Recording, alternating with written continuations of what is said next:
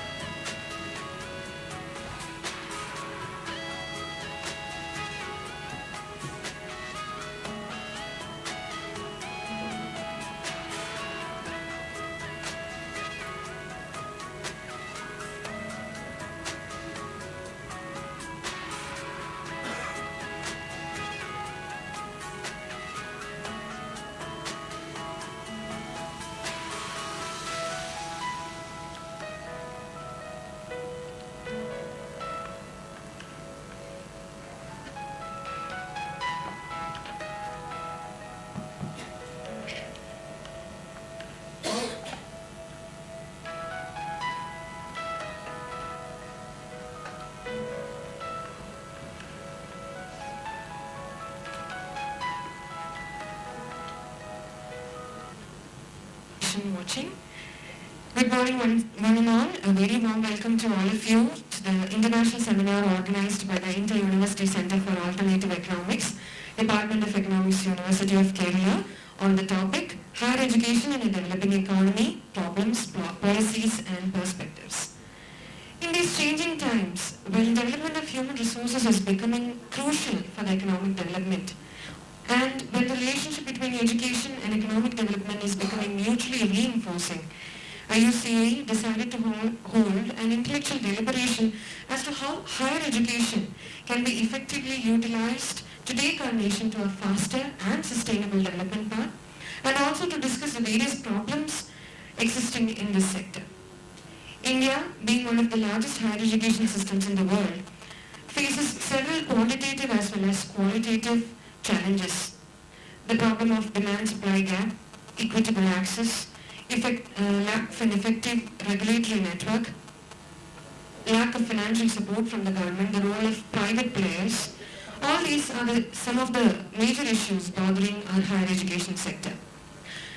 India, worldwide envied for its rich demographic dividend, to reach a sustainable development path should effectively channelize all its energies into solving these problems in the higher education sector. This is why we have gathered here today. So without wasting any time, let us begin the international seminar. Firstly, I would like to welcome all the chief guests and invitees to the dais. First, let us all give a loud applause to Dr. N. Veeramanikandan, Honorable Pro Vice Chancellor, University of Kerala, to the dais. Next, let us all welcome Professor Jandhyala B.G. Tilak, Vice Chancellor, National University of Educational Planning and Administration, New Delhi, to the dais. Let us also welcome Professor Dato Morshidi Sirat, Professor and Founding Director, Commonwealth Tertiary Education Facility, University Saints, Malaysia, to the dais. Last but not least, let us welcome Professor Abdul Salim A, Honorary Director, IUCA, and our respected Head, Department of Economics, University of Kerala.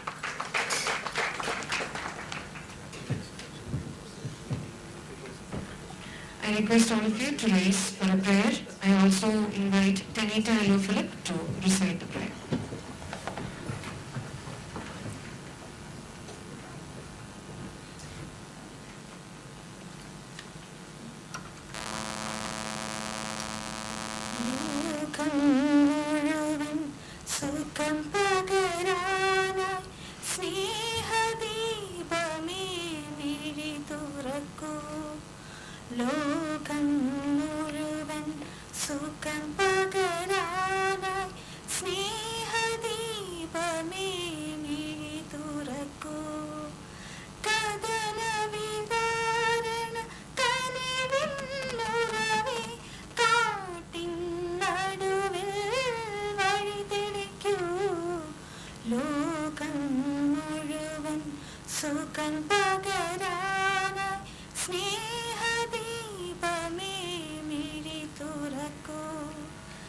We are very fortunate to have Honorable Pro Vice Chancellor Dr. N. Veeramanikandan, who has always supported IUCA and all its endeavors, and he is the chairperson for the inaugural session today. Thank you, sir, for chairing this session. Inter-University Center for Alternative Economics is nothing without its honorary director and our respected Head Department of Economics, Professor Abdul Salim. He is the heart and soul behind this seminar and all IUCA's endeavors. His never-ending energy and enthusiasm is the fueling fire of IUCA. To introduce the theme of the international seminar and also to deliver the official welcome, may I invite Professor A. Abdul Salim, Honorary Director and Head, Department of Economics, to the dais.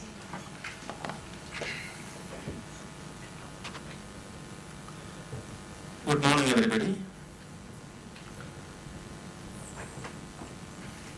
Honorable Pro Vice Chancellor of Kerala University, Professor N. Veeramanikandan, Honorable Vice Chancellor, National University of Educational Planning and Administration, Professor Jandhyala B.G. Tilak,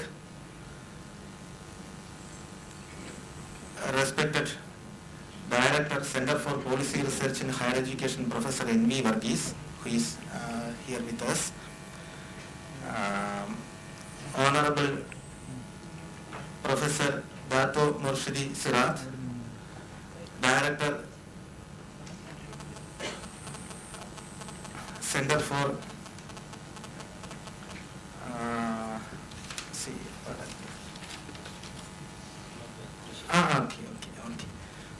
Professor Dato Morshidi Sirat. He is serving as Director General of Higher Education, Malaysia.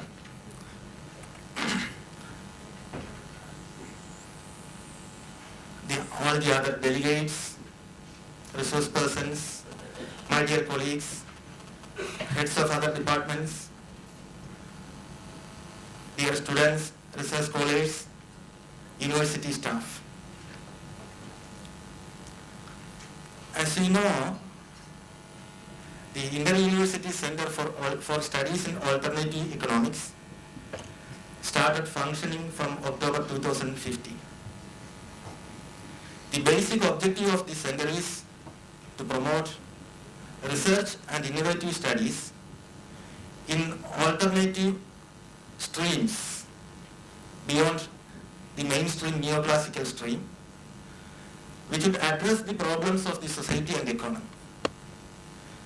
With this objective in mind, we have granted internships for the postgraduate and MPhil students, associateships and short-term projects for the teachers and also the research scholars, regular research scholars working in different universities and colleges in India. We are also initiating various national and international seminars, conferences, lectures, workshops, etc., all in these focus areas. This is the second major event. The first was on development question in a developing economy. Can strategies of past and present will give you a future? This was the major theme of that particular conference, and the conference volume is to be published very soon. Now, the theme for this particular event, this particular international seminar, is higher education in a developing economy, problems, policies and perspectives. As all of you know, higher education in India has been passing through a critical phase of development. As Professor Tilak pointed out in his articles, in his writings, see, this is in the higher education system in India has been in a crisis, rather a major policy crisis. For the last 2 decades, our policymakers do not seem to realize the mutually reinforcing relationship between higher education and development. As a result, we have come across, or rather we are facing, several quantitative and qualitative challenges.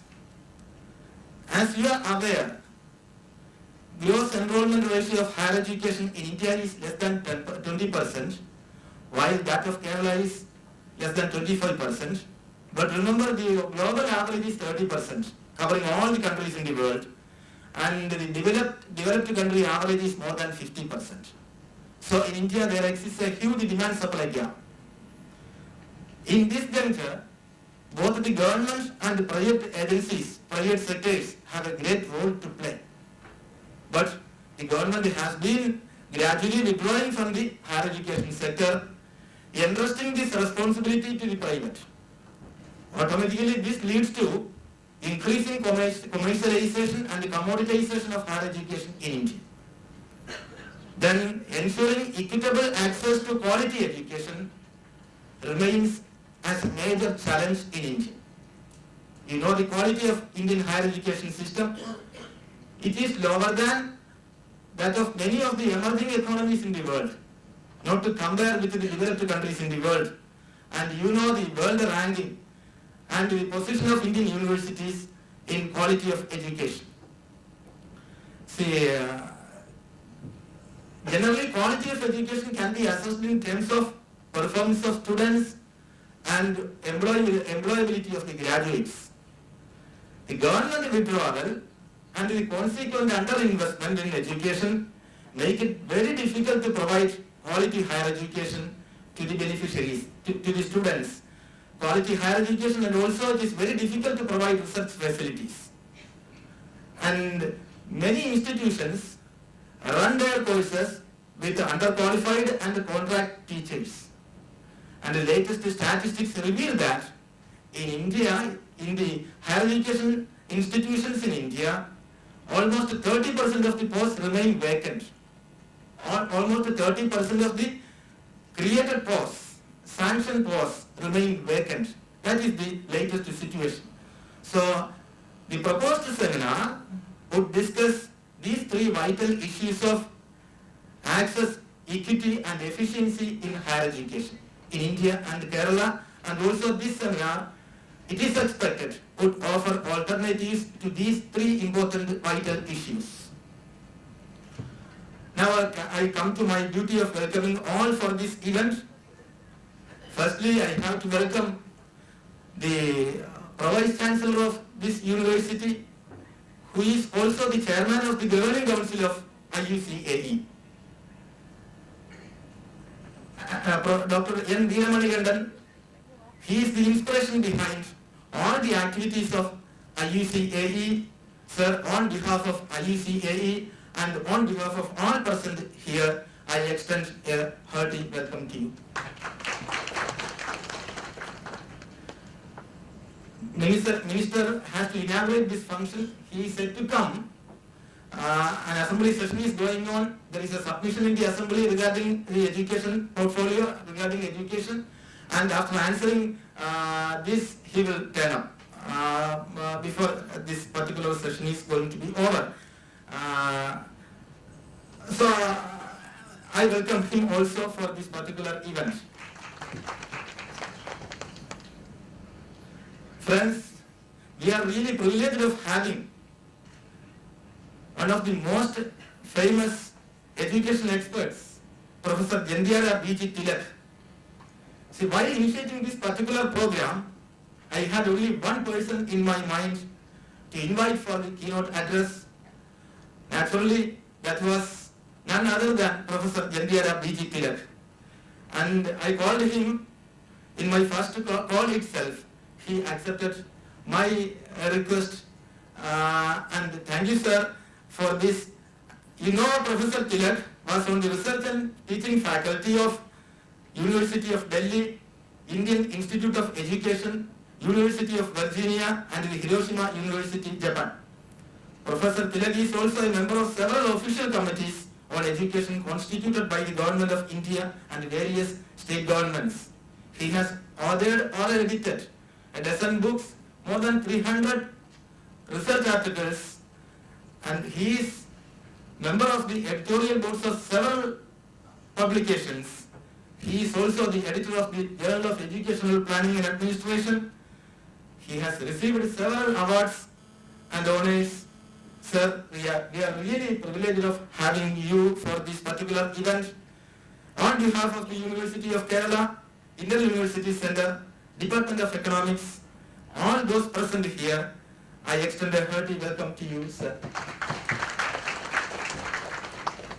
We have another international expert on higher education, Professor Dato Morshidi Sirat. He is going to give us special address.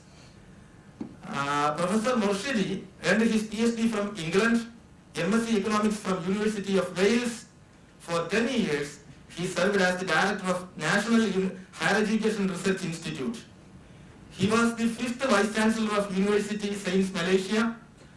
Since 2013, he has been serving as Director General of Higher Education Malaysia. He has rendered his services to several international institutions like OECD, World Bank, UNESCO, ADB, International Institute for Educational Planning and Administration. Morshidi has published several books and articles on higher education policy.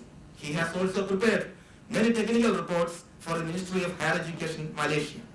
He is member of editorial boards of several national and international publications. Sir, on behalf of all present here, on behalf of the University, Inter-University Center, Department of Economics, I extend you a hearty and warm welcome. Professor N.V. Varghese, we the family of the Department of Economics are really proud of having an alumni like Professor N.V. Varghese. He did his PhD from our department. He is currently the director of the Center for Policy Research in Higher Education, New Delhi. Formerly, he was head of governance and management in higher education, International Institute for Educational Planning and Administration. Sir, on behalf of all of us, on behalf of the University, Inter-University Center, Department of Economics, I extend you a hearty welcome. So you can come here and sit. Professor N. Varaprasad, he has session tomorrow only, but he came yesterday, and that shows the interest in the event. He is currently adjunct professor, University of Singapore. He has a very distinguished career in public service in Singapore over the past 38 years, primarily in higher education leadership and management. He was Deputy President of the National University of Singapore. He also works as advisor to the Singapore Education Academy, currently Director of London School of Business and Finance Private Limited. Professor Dr. N. Varaprasad is also here, and on behalf of all of us, on behalf of the University of Kerala, Inter-University Center, I extend a hearty welcome to you, sir. Dr. Achut Shankar S. Nair, he is Director of IQAC, University of Kerala. He is said to come. He has a meeting going on in the university in the other room. After some time, he will be arriving. Dr. Achut Shankar Nair, and in fact, he spent his valuable time advising the Honorable Director about the implementation of the center in the project mode. Thanks to Dr. Achut Shankar S. Nair, and I also welcome him. Yes. Our dear Rajan Gurkar sir is also here. You know him very well. He was Vice Chancellor of MG University, Kottayam. He has session tomorrow only, but today itself, early morning, he came to the venue. Sir, on behalf of the Inter-University Center, on behalf of all present, I extend a hearty welcome to you, sir. Now I have to welcome the Dean Faculty of Social Sciences, Professor Suresh Ganeshwaran. He is also attending the meeting in the university, and he is busy with the Indian History Congress. He is also expected to come very soon. I welcome him also for this particular event. Now I welcome all the HODs of other departments, faculty members, my dear colleagues, Professor Dr. A.K. Prasad, Dr. Manju S. Nair, Dr. Anida B., Dr. Siddiq Rabiat, and other delegates, resource persons from different parts of Kerala and India, particularly Malish, Aishna Sharma, and other persons are here who will be presenting purpose tomorrow and also day after tomorrow. On behalf of the Inter-University Center, I extend a hearty welcome. Now, what to say? My family members are there. All the research scholars, colleagues, students, technical staff, on behalf of, on my personal behalf for the university, for the center as a formality. Again, for Anuradha also, other previous students, media, I extend very warm welcome. Thank you.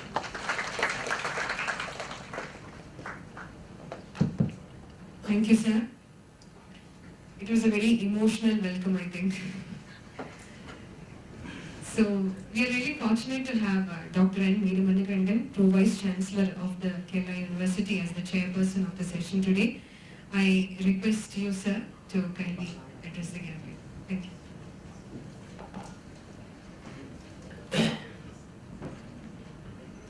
Dignitaries on the dais, Professor Jandhyala Tilak, the Vice Chancellor, National University of Educational Planning and Administration, New Delhi. Professor Dato, Morshidi, Sirat, Professor and Founding Director, Commonwealth Tertiary Education Facility, Universities, Saint Malaysia, Professor Abdul Salim, Honorary Director, IUCE, and Head of the Department of Economics, University of Kerala, other dignitaries of the dais, professors, faculty members, delegates, and students and research scholars. So first of all, I congratulate Professor Abdul Salim for organizing a two-day international seminar on higher education in the developing economy, problems, policies and perspectives. So as he has rightly pointed out, this center has started on October of 2015. And this center has been the last one, and it is the youngest center of our university. Last 1 year, he has been doing a wonderful job in organizing various problems, various seminars and programs. This center, Inter-University Center for Alternative Economics. So there's some different perspectives when conventional economics, I think. So people started thinking in different way. What is conventional? I think that made him to think in a different way, that this center should be an alternative on alternative economics. So this is quite natural. People will think so in a conventional way, start thinking in a different way. So in every field we can see, even in the field of health, there also you can see the alternative therapies and the alternative thinking. So definitely there are some specific perspective to think in a different way, in an alternative way, in order to facilitate the economic development of the nation, how to help and how to impart the knowledge which is there, and to enhance the facilities, and to understand the new and the emerging things, and to facilitate the students as well as the scholars in the field. Definitely this today's seminar will go through all these aspects, and as we know that as far as India is concerned, there is going to be the largest nation with more than 50% of the people with young blood in the forthcoming years. So it is our responsibility, being academicians, to think properly and facilitate our young students for the development of the nation in all perspectives, in economics, education, and other aspects, technological and all other aspects. It is our responsibility to facilitate our students. And I hope that this today's seminar definitely explore the possibilities and discuss and deliberate the problems and solutions for a qualitative thinking and qualitative higher education. I take this opportunity to congratulate once again all the organizers and best wishes. Thank you very much. Thank you, sir. For the keynote address and also for the special address, we have got real stalwarts in higher education sector to talk to us. And it is a fortune, we are really fortunate, all the students and the audience are really fortunate to have these two stalwarts for us today. So for the keynote address, we have Professor Jandhyala Tilak, who did his PhD from the Delhi School of Economics. He was also on the Research and Teaching Faculty of University of Delhi, Indian Institute of Education, University of Virginia and Hiroshima University. He has edited a dozen books and almost more than 300 research papers in the area of economics of education and development studies. The honors and awards he received include Swami Pranavananda Saraswati National Award for of the UGC in Education for his outstanding scholarly research, Dr. Malcolm Adisheshaya Award for Distinguished Research and Contributions to Development Studies, and Inspirational Teacher of the Year Global Education Award 2012. He had also a privilege of delivering a keynote address to a meeting of the Nobel laureates in Barcelona in 2005. Dr. Tilak is also a member of several official committees of the Government of India. It is an honor to invite you, sir, for the keynote address. Please.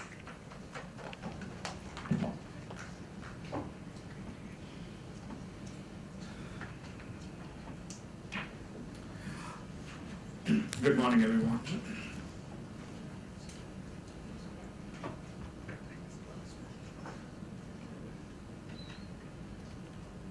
Good morning, everyone. I indeed feel it a special privilege and an honor to be here. In fact, it's always a matter of pleasure to be in the city of Trivandrum, Kerala, which is a kingdom of the gods. But it's a very special privilege to be in the University of Kerala amidst students and scholars from various disciplines, but more specifically with respect to economics, and interested in the issues relating to education.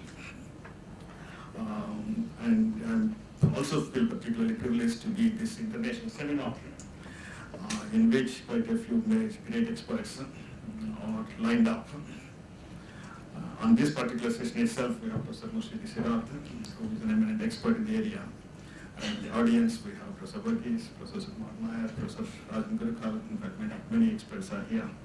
I feel a very special honor to have been asked to speak in this session. I should also be grateful to Dr. Abdul Salim, essentially, for giving me this opportunity. Honorable Provost Chancellor, Professor Veeramani Kundan, and very distinguished participants, scholars, students, and faculty members of this international seminar. I should also be saying that I'm particularly happy to see a new inter-university center coming up here, which is focusing on alternative economics. In fact, Dr. Salim was telling me the various kinds of areas that are going to be focused on, some of which have already been started, work on some of which have already been started in the last few months. And some of the areas are really fascinating and completely new.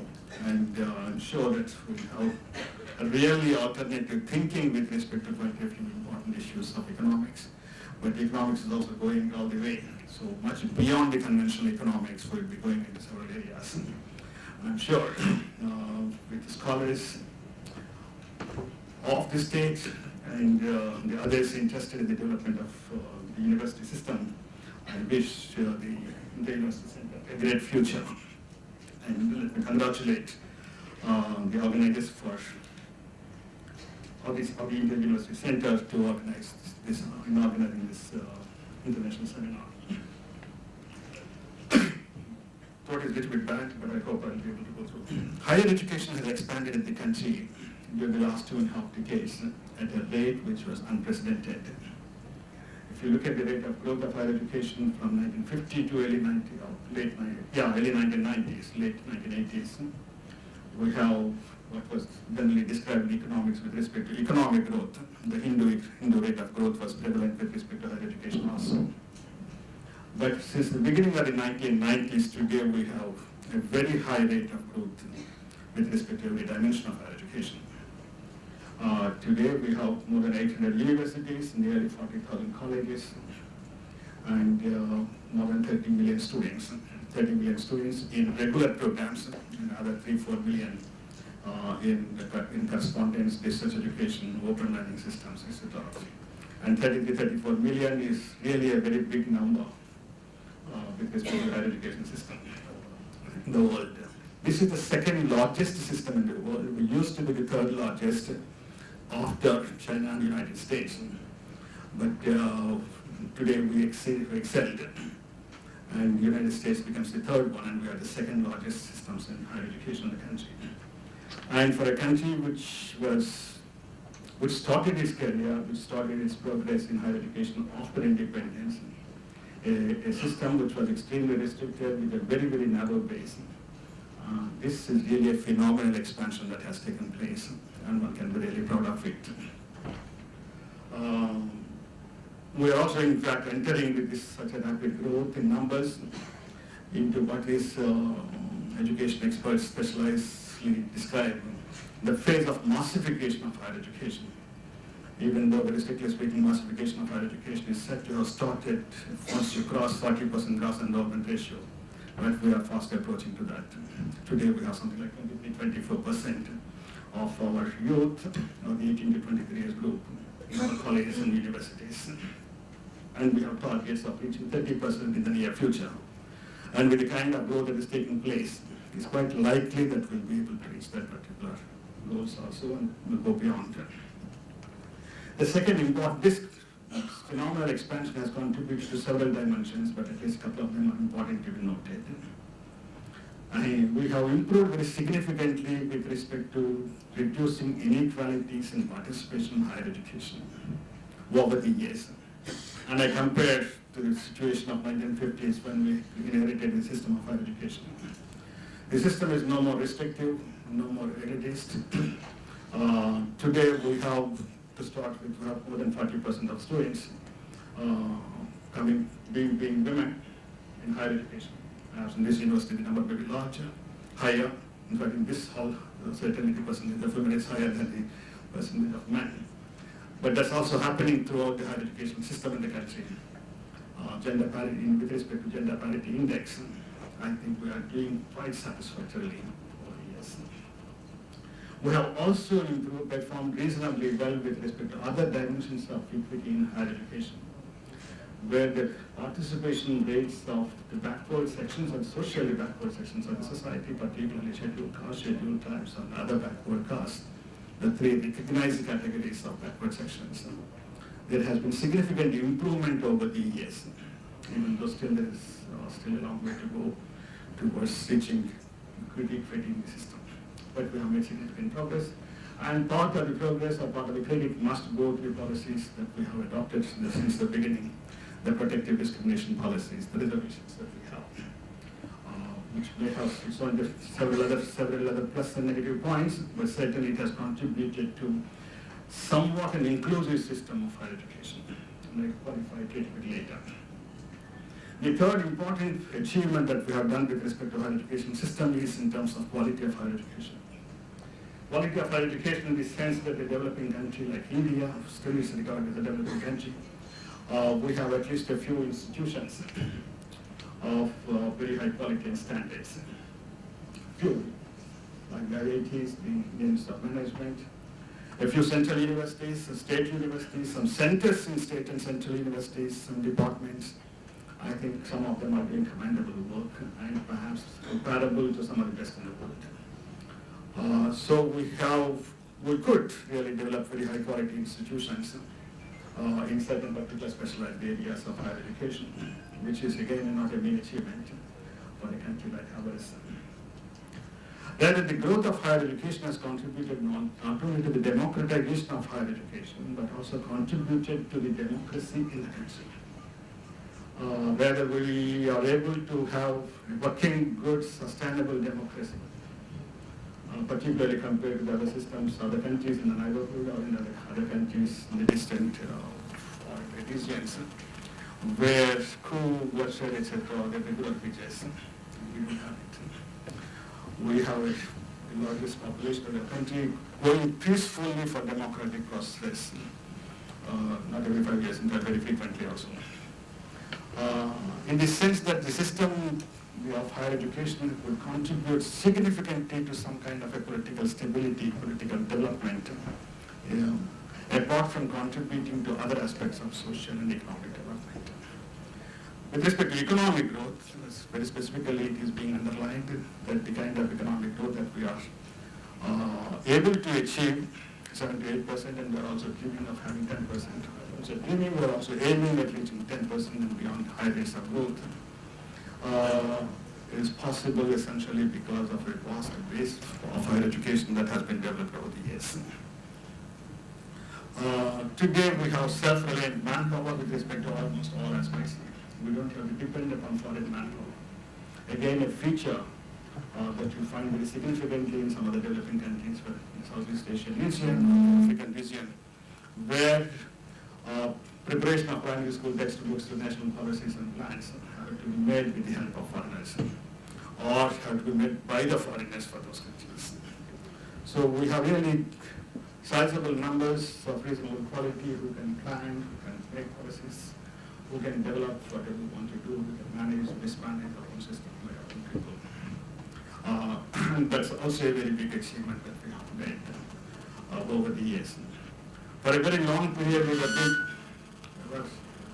really worried about the problem of brain drain, people going abroad after studying here and considering it as a huge loss to the society. But there's a considerable rethinking, and now it's being rephrased as it's not really a brain drain, it's really a big gain for the country. And we are proud to say that we are exporting manpower to the other countries. And quite often we state, both seriously and also on other platforms, as a system like Sirat Valley is critically dependent upon manpower produced in Asian countries like India. And the foreign remittances that we get contribute very significantly to the economy. And in this particular state, that's also a very important aspect. Foreign remittances contributing a sizable proportion of the government's budgets. So in a sense, the expansion of higher education during the last 60, 70 years contributed to a variety of aspects of development. And today, we can produce our own, from pins to the bombs, we can produce with our own manpower. And that's really, with that particular strength, we can really negotiate in this increasingly globalized world, completely from a different level and platform with other countries. So I find that there are some significant achievements of higher education that we have made during the last 6-7 decades, but there are also quite a few important problems and major challenges that we still face. Rather, I started with the number saying that it is the second largest system of higher education, but the size itself is really problematic. In the sense that, yes, we have the second largest system of higher education, but the enrollment ratio is only 23%. I think Dr. Sai was also saying in many other countries it's much higher. Many other developing countries it's also much higher. And not to speak of the developed countries. Countries in North America, countries in Europe, the enrollment ratio is in excess of 70%, if not universal higher education in a few countries. It's also recognized that if you want to have sustainable development, sustainable economic growth to start with, you need much higher proportion of students to be enrolled into higher education and a much greater turnout from the higher education institutions in terms of qualified graduates. And in that particular context, I think it's realizing this in the recent past. The government of India has started saying that we need to expand higher education to reach originally to 20%, later to 25% to 30% rate of gross enrollment ratio in the near future. And certainly, perhaps that would also be continuously updated much beyond 30-40%. Because in some cases, it was found that 40% is a threshold level for the economy to enter into the phase of fast economic growth, fast sustainable economic growth. Certainly, if you want to get rid of the label of the developing country, the poor country, you need much stronger higher education system, both in terms of quantum and depth. And there we have a lot to do. I said that we also did perform reasonably well with respect to certain aspects of equity in higher education, but still there's a long way also. I say that inequalities between girls and boys, between men and women, of gender inequalities have come to almost nil in the country in higher education. Inequalities with respect to social groups of population have also come down to significantly, but still we have to do a lot. But inequalities between rural and urban regions are still very, very high. And inequalities between different states in the country, you find really very big differences. You have some states in southern region which have an enrollment ratio of more than 40-50%, and you have enrollment in states with less than 15% enrollment ratios. You have states with abundant number of higher education institutions in southern and western parts, and you have the access to higher education institutions rate being very small in some other parts of the world, some other parts of the country, in the north and the northeastern regions. So the regional inequalities are very, very high, and we have not paid serious attention to the regional balanced development with respect to higher education. As students of economics, many of you know we used to have the targets of regional balanced development. I will not comment upon it, perhaps yes, they've succeeded or they're still being pursued with respect to other economic areas, but certainly not with respect to higher education development. Part of the problem could be, of course, higher education, like the rest of the whole education system, is a concurrent subject, and states have to develop their own higher education systems. But I find that more than regional inequalities, inequalities between the rich and the poor have been the highest in terms of participation rates in higher education. Higher than the inequalities of any other kind, higher than the regional inequalities, higher than the inequalities between the social groups of population, and certainly much higher than the inequalities between men and women. Moreover, during the last 15 to 20 years, based upon the data that we have, we also find that the National Sample Survey data provides it. We also find that inequalities between the richest quintile of the population and the bottom quintile of the population have increased during the last 15, 20 years. So inequalities between different economic groups, particularly the rich and the poor, are not only high, but they are becoming wider and wider, which should be a matter of very serious concern. And that's the reason why we need really inclusive policies with respect to the development of higher education system. The third important aspect, which is also becoming an important concern, is with respect to quality and standards in higher education. I did state that we have a few institutions, but they are really very few. Hardly a handful of institutions could be recognized as some of the best institutions in the country. In the global rankings, whatever may be the limitations of the global rankings, there is a lot of literature on how good, how reliable, how useful these global rankings of the university systems. They do still serve some purposes. But at the outset to note, in the global rankings, our universities do not figure in big numbers. Certainly not a single institution figures in the top 100, perhaps not a single institution in the top 200, and a couple of 3, 4, 5, 6 institutions figure in the top 400, between 200 to 400 ranks. And for a country like India with 800 universities and 40,000 colleges, that's really a number which cannot be really taken with any pride. And that's becoming an important concern. The political masters have been stating repeatedly in the recent years that we should have really a high-class, world-class universities, whether you use the term world-class or not, but universities that would figure prominently in these global rankings. But whether you recognize global rankings is important for us or not, there are lots of debates and controversies. Some people do not recognize the importance of global rankings. They do have lots of limitations, as I stated. But I think we are aware of the point that the quality and standards in higher education is an area that should be of a very serious concern. There are several estimates coming from different parts saying that hardly 30 to 40% of the students, higher estimates, they're on the higher side, are employable, or readily employable. Meaning that remaining 60%, 70% of the students or graduates from our university systems are not economically, productively, and meaningfully employable, which also speak about the quality of higher education that we are focusing upon. We are also finding that not only with respect to the labor markets, but also in terms of preparation of our graduates for the global society, in global villages, in terms of civic education, in terms of citizenship education, and other values that the civic society cherishes, we are much backward, and there is still a very long way to go. So there are quite a few important problems, even though we have made some significant strides with respect to certain areas, but quite a few major challenges that we have. And at least I would like to refer to 2 or 3 important issues. One, of course, we have a regulatory mechanism which is very vast. In fact, somebody has counted and said that there are something like 16 regulating bodies in higher education in India. And still we say that the system is quite unregulated. The expansion that is taking place in the country is said to be completely unregulated. None of these 16 bodies is able to control, provide meaningful guidelines for the expansion of higher education. It left to the non-state actors to expand the higher education system. And the most important dimension that I said that the large-scale expansion has taken place, a high rate of growth of expansion has taken place during the last 2.5 decades. And we are about to enter into the phase of massification. The point that one has to note is countries in the Western part of the world, whether it's North America or European countries, have massified their higher education systems, not depending upon the market forces. It's a state which played a very significant role.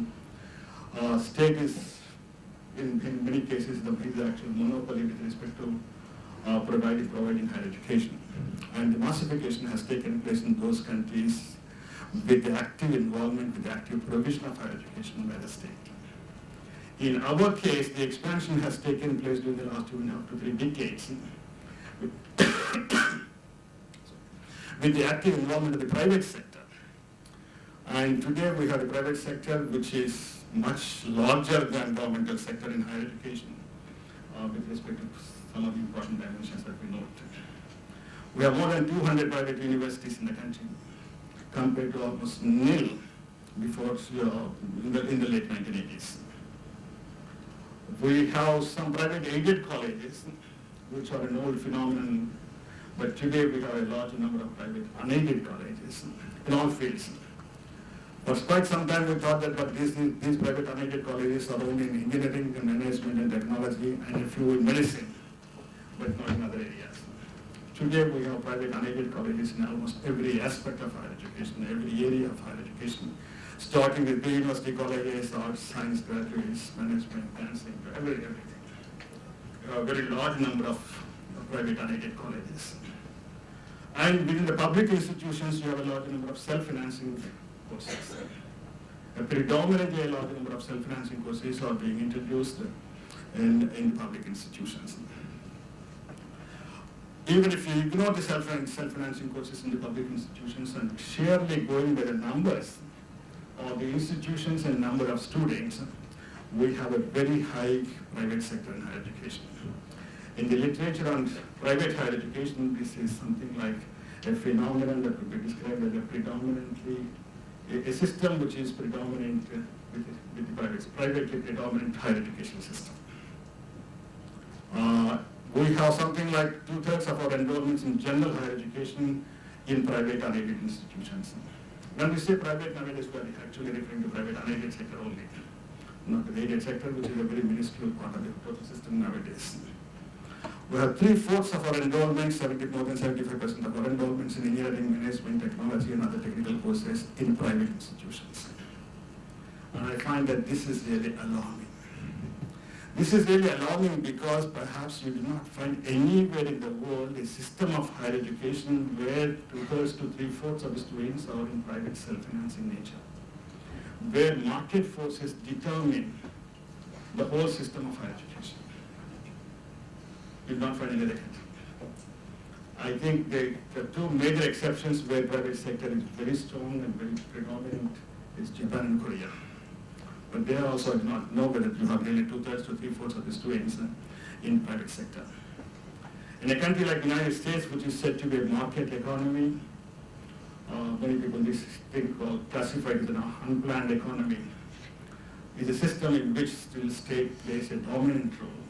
And it is stated that 75% of the students go to state universities there. Hardly 20-25% students go to private universities.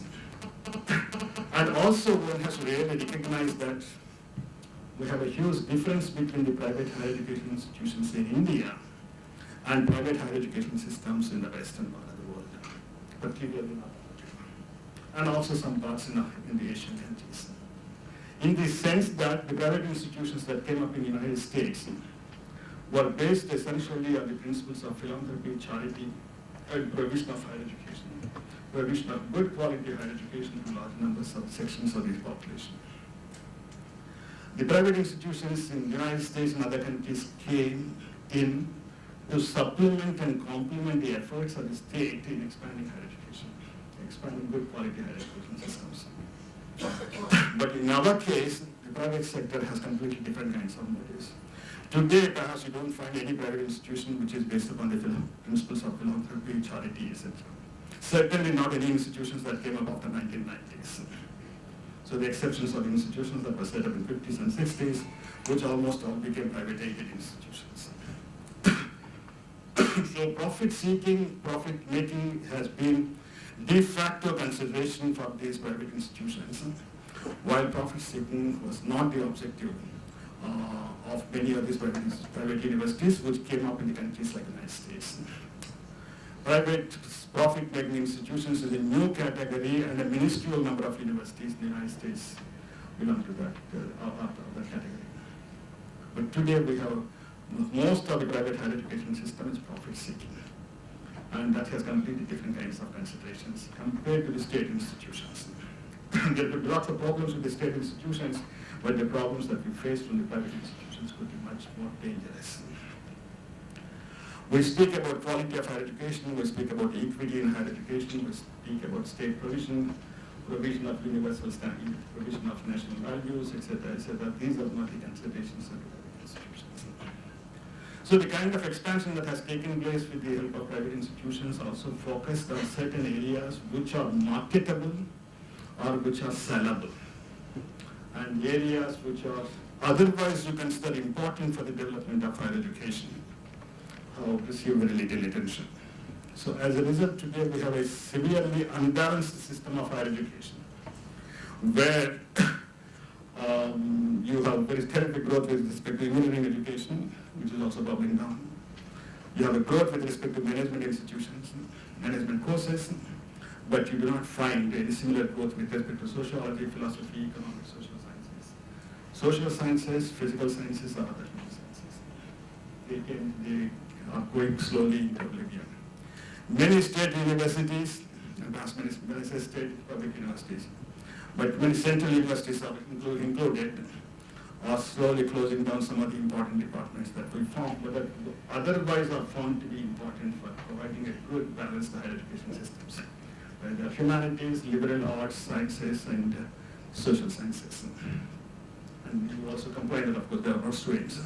So in that particular sense, when Dr. Salim stated that this Department of Economics has started a new center for alternative economics, I was very, very much pleased.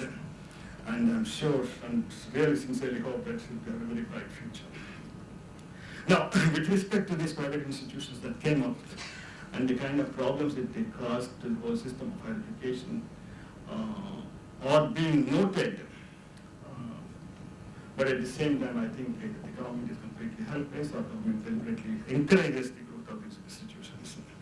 Helpless in the sense that for a very, very long period, particularly after the economic reform policies were introduced, the government began saying that certainly the higher education system cannot be financed by the state. The kind of growth of higher education system cannot be met from public revenues. In fact, there is also a change in the thinking and changing in the approach of the government for quite some time, which is still prevalent, saying that it's not only the government cannot finance higher education because the resources available with the state are limited, but also the point that government need not finance higher education. Higher education is a sector which could be, new change in perception is that higher education is a sector that can be left to markets, and government's intervention could be, government's role could be just facilitating these private players to develop higher education system. So the government can play a secondary role rather than playing a major role with respect to the development of higher education. So the problems got aggravated with the financing policies of the kind that were adopted. And I will not speak much about finances today. But one of the important aspects that has that one being experienced very severely is with respect to the teachers in higher education. When the economic reform policies were introduced in the 1990s, immediately there was a severe cut in public budgets, and the axe fell on the recruitment of teachers. I don't think University of Kerala is an exception, but almost all states, including all central universities, stopped recruiting faculty for more than a decade and a half. There was absolutely no recruitment.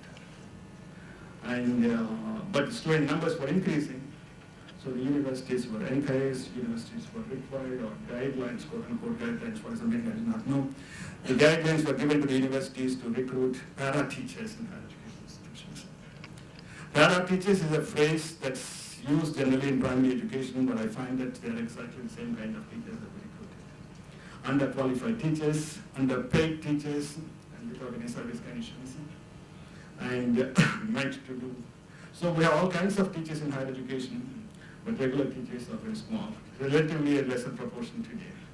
Perhaps there are many institutions in the country, more than 40, 50, 60, 70% of the teachers belong to the non-regular categories, whatever description that you would do, guest teachers, teaching assistants, to all kinds of teaching professions. So as a result, with the policies of the kind that have been adopted, we really demotivated the teaching profession. The status of the teaching profession has come down very significantly. And today the government wants to recruit more and more faculty, hoping that as a sincere statement in the state, by the government, but the government is not finding sufficiently qualified number of teachers interested in higher education institutions. Because academic profession is a profession where one has to have really passion to come into, and we do not find very many people who are strongly motivated to come into the academic profession. But that's one major problem that's coming up in a big way. With the rapid growth of private education, government is also realizing the problem of inequalities it is creating. And at the same time, there are not sufficient antidotes that are being provided by the state.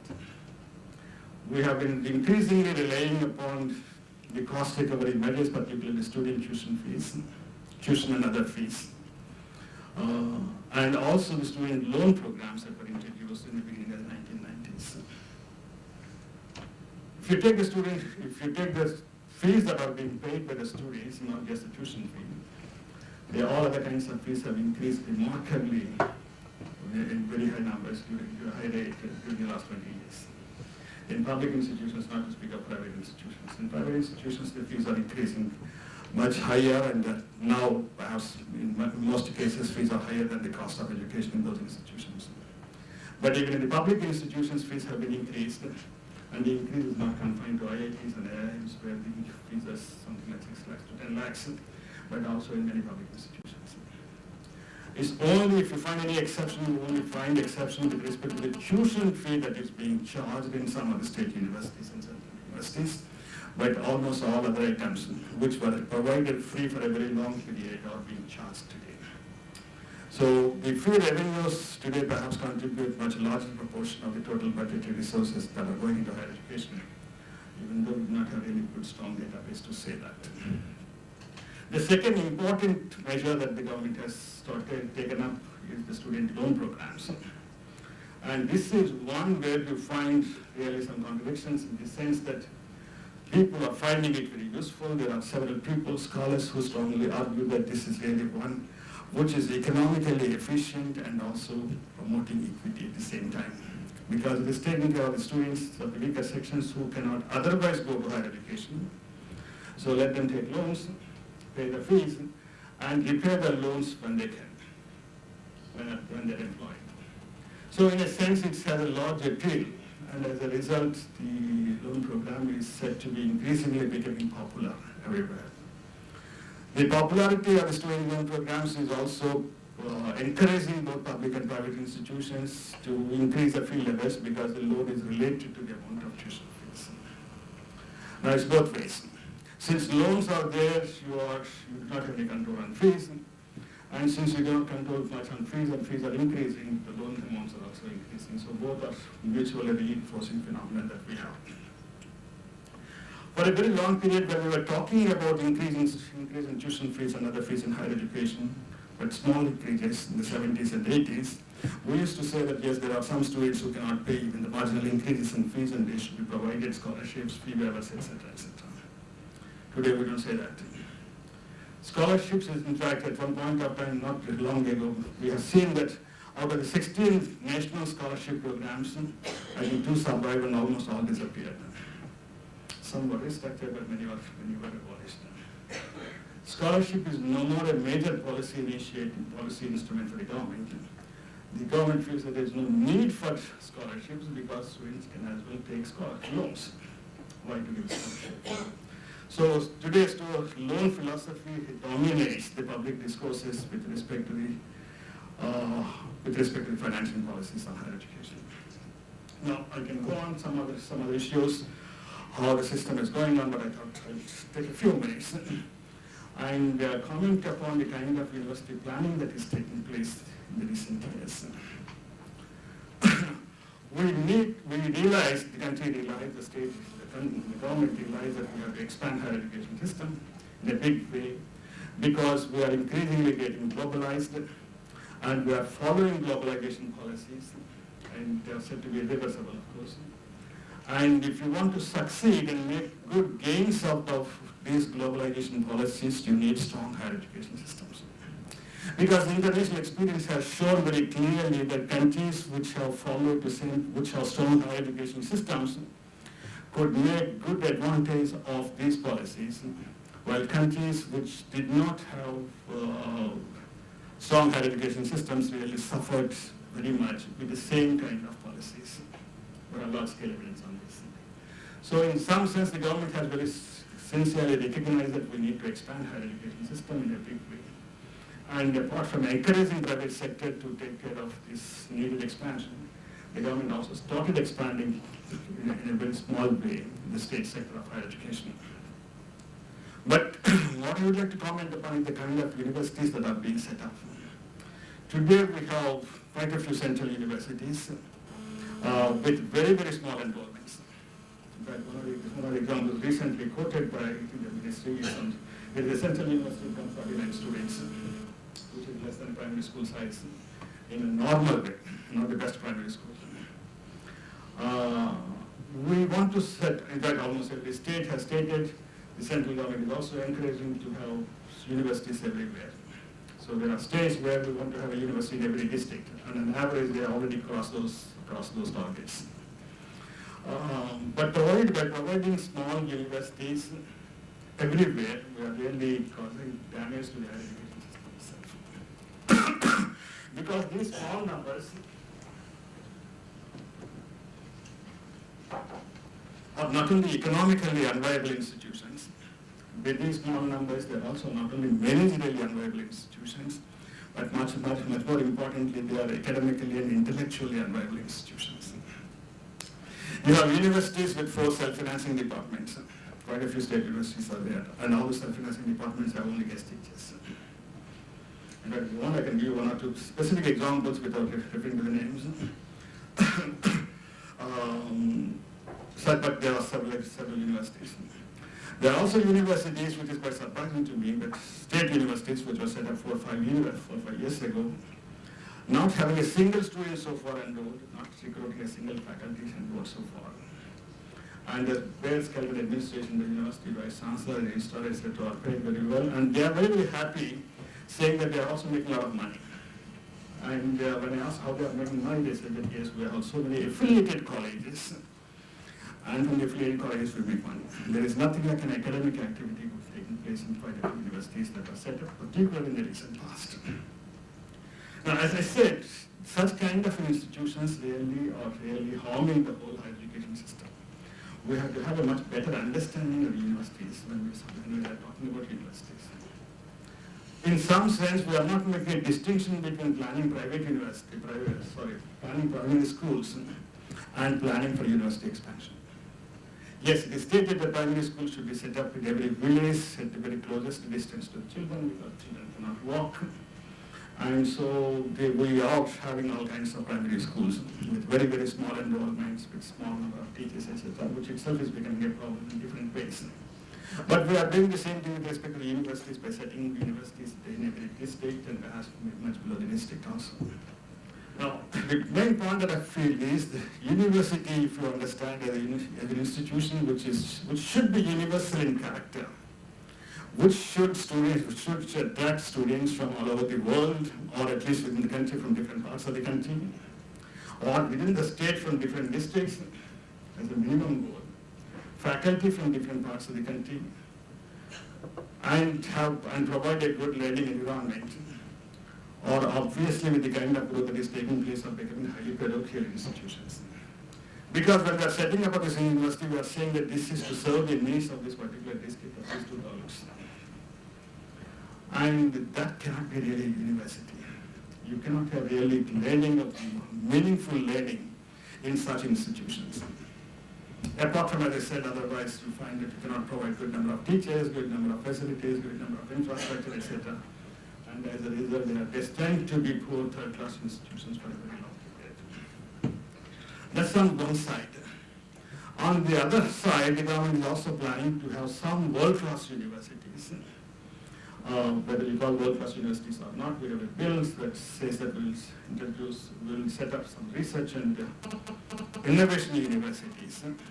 And practically, these are the concepts as equal into the world-class university systems. And again, we are not able to understand what is meant by world-class universities.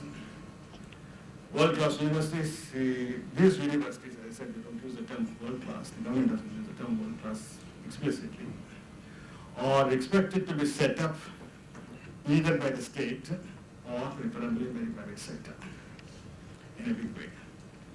And that's again a tall assumption that the government is filling out. One side, the government is saying that there is not sufficient money to spend on existing universities, and that is ready or is thinking of setting up world-class universities with huge investments.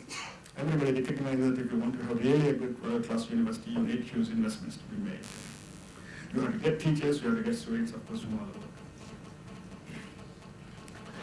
over. Or if you assume that the private sector will come in a big way and set up these world-class universities, that's also a tall untenable assumption because there is very rare.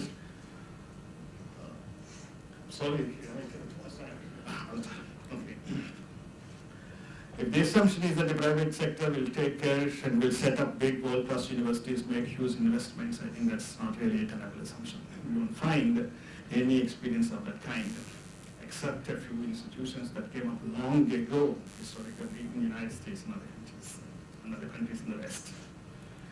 So, and also the very point that we can set up a world-class university all of a sudden today, from scratch, also an untenable assumption completely. You have to really nurture the universities to become world-class universities, and that may take several years. In fact, one of the statements that was made is it may take about a couple of hundreds of years. University president of Oxford University was quoted having stated to the Indian government officials that it takes nearly 200 years to develop a good world-class university. Today we can't wait for 200 years. We have to develop universities in a very big way. Let me repeat one or two other points and then I'll stop. We have this ESPAL committee, I think some of you must have heard about it, which made some significant recommendations on improving or rejuvenation of the higher education institutions in the country, particularly universities. So it was also not only favoring big universities to be set up. In fact, when we're talking about big universities, we have examples both in the West and also in our ancient period. Quite often we boast of speaking that we have had great universities in the ancient period, like Nalanda. But those are the universities with something like 20,000, 30,000 students on the campus, living with a few thousands of teachers, living in the same campus, which provide really a lot of interactions between different students, between different disciplines, contributing to the knowledge production of a different kind of. And that's not happening here. So what the ESPAL committee has suggested that we should have not only big universities, in fact we must have very big universities, we must plan for big universities and not for these small institutions, but also have really comprehensive universities. See, out of these 800 universities that we have today, a sizable number of these universities are single faculty deemed universities. And the ESPAL committee strongly felt that there is no place in a good university system for these single faculty institutions. Every university must be comprehensive, having all disciplines. Social sciences, human sciences, liberal arts, to everything, engineering, management, medicine, everything. In fact, it also suggested that even institutions like technology IITs must necessarily have medical medicine as an important course of study to be offered. The point is when you have people from different disciplines interacting with each other, the cross-pollination that takes place between different minds would result in different kind of germination of new ideas and knowledge development. And unfortunately, by having these solos of institutions specialized in management, specialized in technology, specialized in other areas, you are losing that in a big way. The committee also suggested that we should not really separate between teaching and research functions. As you know, in fact, many of the state universities have very poor research facilities. Research is almost nil in the colleges, and in a very few central universities, not necessarily in all central universities. have some research facilities.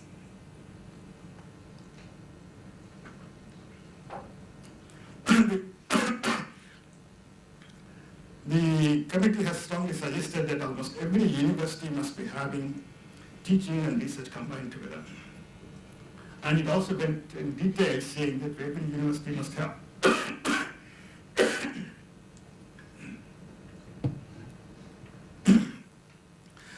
undergraduate programs, postgraduate programs, and research programs.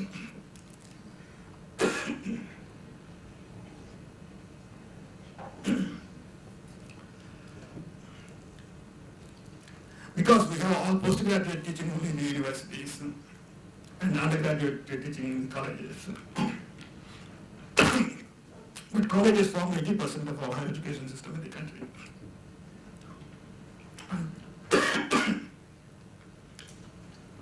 There are neither sufficient resources in the colleges, sufficient number of quality teachers in these colleges, and obviously no research facilities at all. So the committee strongly suggested that every university must be really comprehensive in terms of disciplines and also in terms of levels of education, undergraduate, postgraduation, and research. I think that's the basic point that perhaps one can underline. In the development of the universities in the near future, we should have completely new thinking on how to develop universities. Not to be really worried about the numbers. The numbers, in fact, will speak about mergers and consolidation at different levels. Perhaps there is a strong need for mergers and consolidation of our higher education institutions so that these universities become really strong, vibrant, maybe small enough. Well, I'll stop here and let me thank the organizers, particularly Dr. Salim, for giving me this opportunity to speak to you in this particular session, and I wish the conference a great success. And I can stop without any hesitation because there are important speakers like Prof. Morshidi, Sirat, and also quite a few other colleagues, Prof. Varghese and others line up. Thank you very, very much. Thank you, sir, for that really enriching speech. You went through all the achievements first, then went on to the problems or the disadvantages that we are facing today, and also gave some suggestions to improve the problems in the higher education sector. Next, we have this special address by Professor Dato Morshidi Sirat, Professor and Founding Director of Commonwealth Tertiary Education Facility, University Saints, Malaysia, on the topic role of government in higher education of emerging economies. Mr. Morshidi did his PhD from University of Southampton, England, and he is now the Director General of Higher Education Malaysia. He was the Director of the National Higher Education Research Institute between 2002 and 2011. His major research area is on higher education policy research in Malaysia and Southeast Asia. He has published several books, articles, and topics on higher education policy, and he has also worked actively for in research with organizations such as OECD, World Bank, ADB, and so on. It is a pleasure to have you today, sir, as a special address guest. Please, I request you to address the audience. Thank you very much. First of all, my good friend, Professor Tilak, Professor Varghese, thank you to the organizer, Professor Salim, for giving me this opportunity to present at this conference, at this seminar. And I hope somebody is keeping a time on me. Who is keeping a time on me? Nobody? Once given a microphone, I can go on and on and on. It's always a problem with a professor. Well, I was a Director General of Higher Education Malaysia until a year ago. I left the post early, before my time. Sometimes you must decide whether what you're doing are against your principles or not. If it's against your principle, you leave. So I left the ministry, but as the saying goes by, a civil servant can never leave. So I was given another post as the director of the Commonwealth Tertiary Education Facility. Let me deal with this technology first. I'm very worried about technology sometimes. I'm with the Commonwealth Tertiary Education Facility. This is an entity established by the Malaysian Ministry of Higher Education and the Commonwealth Secretariat in London. Our responsibility is to share good practices in higher education among higher education institutions and system in the Commonwealth. At the moment, we have project in Commonwealth Africa, in the South Pacific, Commonwealth South Pacific, but we don't have any project in India at the moment. Probably Prof can sit down with me one day and try to come up with a project for India or the South Asia component of the Commonwealth. Now the topic that I'm going to talk about is the role of higher education, the role of government in higher education of emerging countries, particularly in the case of Malaysia.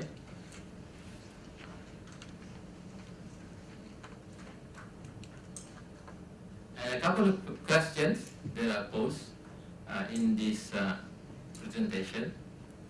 Firstly, what are the philosophical and ideological underpinnings of government policies towards higher education since 1970, and why we need a shift in the case of Malaysia? Now, for this presentation, you must bear in mind 2 days ago, the Parliament of Malaysia has debated the budget for 2017. And in that budget, a big chunk was slashed from the budget for higher education. And most public universities in Malaysia, there are 20 public universities, they have a cut of about between 28% to almost 50% in terms of budget. So I'm thankful for the organizer for inviting me here, otherwise I wouldn't have the money to come over. It's a big chunk, 50% to 28% in the case of my university, and some other universities 50%. And as explained later, this is a case of the government retreating from the provision for higher education. Now, what are the implications of this shift to higher education? Those are the two questions. My arguments are as follows. While the government has played a critical role in the development and growth of the higher education sector in Malaysia, in line with Vision 2020, I will explain what is Vision 2020. It is about Malaysia's ambition to be a high-income status country by 2020, and the ambition to be a high-income status, and the widespread adoption of neoliberal discourses and ideology in early 2000 has given priority to the market. We have heard Professor Tilak earlier on mentioning about giving way to the market and retreating of the government, with the government receding, playing a facilitating role. My second argument is that with the ascendancy of neoliberalism, higher education institutions have exhibited a fundamental shift in the way they and the government define and justify the existence of universities. In other words, because of neoliberalism, public universities in Malaysia has now to cater for aspiration in relation to the market, with less towards nation building, towards local community, towards the poor, and towards the marginalized. So it's about markets. So there are 5 items that I'm going to speak today. Firstly, the introduction to the emerging economies in Asia and Southeast Asia, how Malaysia aspires to become a high-income nation since almost 18 years ago, and how the government plays its role in trying to achieve that ambition. And lately, since 2000, we saw a shift in approach, and what are the implications from this shift. And lastly, I will try to highlight the problem emerging as a result of trying to marry state centrism and neoliberalism in the context of higher education and institution in Malaysia. Now, the upward trend of emerging economies in Asia is more pronounced than any other regions in the world. And in this respect, there is no denying of China's role and dominant position in the narrative of emerging economies in Asia. Notably, between 1981 and 2012, China's gross domestic product grew on average 9.7% a year, and this swift expansion, along with secondary effect on other nations, is rapidly changing global dynamics. It was reported recently that the Chinese are not only keen to invest in Malaysia, but also in other ASEAN countries such as Indonesia, Thailand, and to some extent in Cambodia and Laos PDR. Malaysia is highly regarded by the Chinese corporation and investors, as Malaysia's currency, that's the ringgit, is undervalued, but the country well governed. However, while China's growth has a positive contribution toward Asia's development, it is also crucial to note that any deceleration of China's growth would present serious challenges for many emerging economies in Southeast Asia, which have been propped up by the commodity boom propelled by China's growth. With the rise of China, East Asia has gained prominence in that the region was before this the home to the late 20th century most celebrated success story of Hong Kong, Taiwan, Singapore, South Korea. Malaysia, Indonesia, and Thailand are three emerging economies in Southeast Asia which are benefiting from the growth of the West in the late 1980s and recently from China's commodity boom. Before 1997-98 Asian financial crisis, these emerging Southeast Asian economies experienced high yearly growth rates of 7 to 8%. Since the crisis, however, the growth rates had fallen to 4 to 5% per annum, and after the 2008 financial crisis, the growth rates had not returned to the previous levels. The slowdown in the growth rates has sparked off caution among upper middle income countries such as Malaysia and Thailand. Following recent unfavorable scenarios as far as China's growth and global oil and gas sector is concerned, analysts are of the opinion that Malaysia would be caught in a middle income trap, unable to reach the high income level according to the target year set, which is 2020. These are the countries that I've been mentioning. I was trained in economics.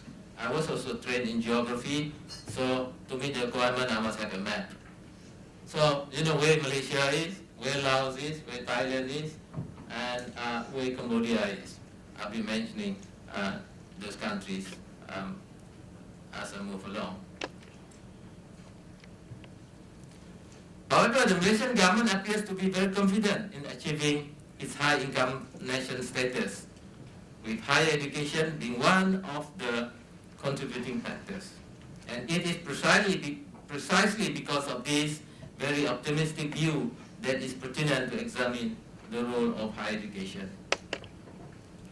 A state-centrism approach to higher education development was considered as failing to push the sector to deliver what is expected of it in the next 15 years. Thus, the widespread adoption of neoliberal ideology in as early as 2000 trusted the market forces, with the government received to playing a facilitating role. The neoliberal discourse painted a picture whereby the government and the market could work in tandem in order to achieve set objective. It is further argued that a public university, as agent of the government, should use the market to benchmark their progress and contribution to the national objective. The argument to be proven here is that the adoption of neoliberal ideology has resulted in observable government retreat from its primary responsibility for higher education. Further, it will be proven that Malaysian higher education institutions, with the ascendancy of neoliberalism, have shifted in the way they define and justify their institutional existence in the context of the market and national interests. Since Malaysia has gained its independence from the British on 31st August 1957, and subsequently together with Singapore, Sabah and Sarawak formed Malaysia on 16 September 1963, the federal government of Malaysia has been leveraging on the power of education and later higher education for national, economic and social development. I must put a note there, Singapore led Malaysia sometime in 1965. Notably, education was the primary vehicle for the restructuring of the Malaysian society between 1970 and 1990. The Vision 2020, which was introduced in 1990, has also adopted education as an important foundation for the emergence of a Malaysian society, a diverse society which is united and progresses on the basis of racial harmony through an equitable socio-economic framework. More importantly, beginning from mid-2000, Malaysia was leveraging on higher education as a tool of diplomacy and profiting from it as an important source of national income, particularly through internationalization of higher education and the inflows of foreign students to Malaysia. Malaysia is an emerging Southeast Asian economy, but one caught in the middle income trap. Admittedly, being in the middle income trap is not a desirable situation, as it means that the country concerned, on the one hand, unable to compete against advanced economies with high-level innovation and value-adding activities, and on the other hand, unable to compete with less developed economies which could offer relatively cheaper labor. This phenomenon holds true for Malaysia's neighbor, Thailand and Indonesia.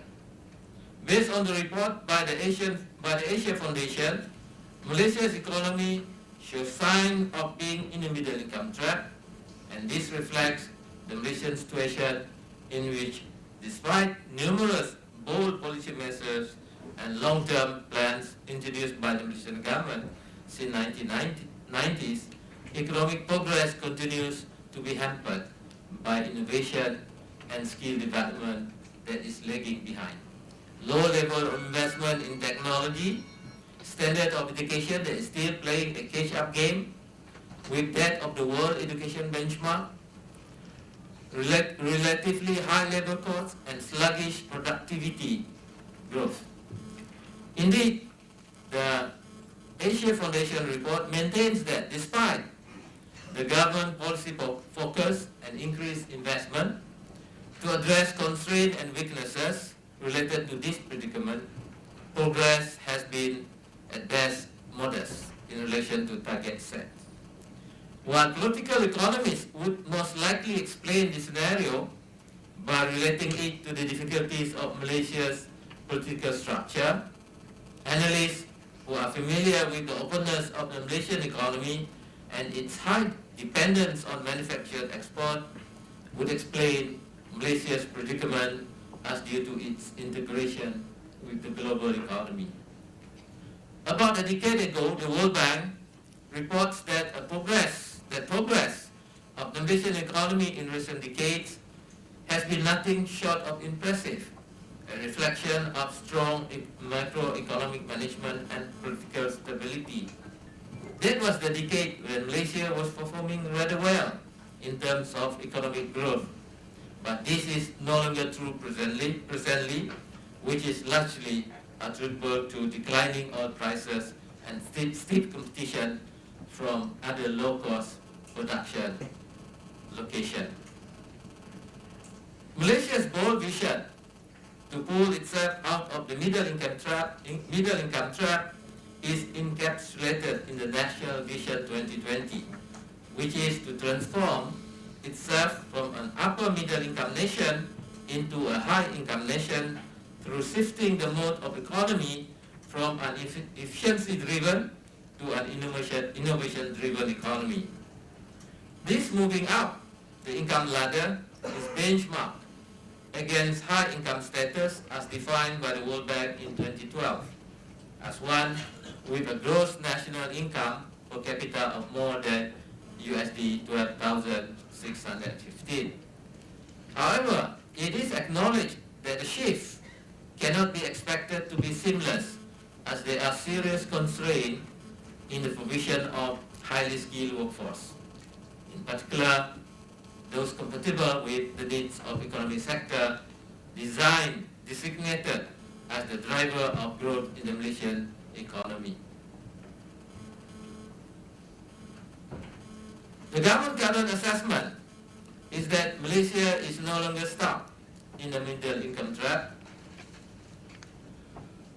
as its GNI, or gross national income, is now progressively growing towards the high income benchmark as defined by the World Bank. COP 2016, quoting government sources, reported that this favorable situation is attributable to the positive development from the various reforms undertaken via the multi-year economic transformation program. Despite the difficult national and global economic climate, it is reported that Malaysia's GNI at USD 10,570 per capita in 2015 is now only 15% away from the high income economy benchmark of USD 12,475 per capita, and factored in its published historical global inflation rate of 2% until 2020. The gap of 33% between Malaysia's GNI of USD 8,280 per capita in 2010 and the then high income economy threshold of USD 12,276 per capita was closing up. But the considerable gap before 2010 and the difficulty in closing this gap for many years led many economists and financial experts to conclude that Malaysia is still stuck in a middle income trap and would not be able to become a high income nation by 2020 unless Malaysia could unstuck. With oil prices coming down, getting unstuck would be pretty difficult at the present time.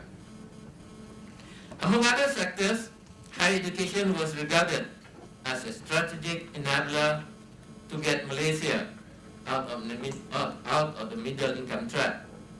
Factually, Malaysia has not made remarkable investment in expanding higher education in recent years, but it has also been concentrating on becoming a high income economy by way of development of the education sector in general. The national key economic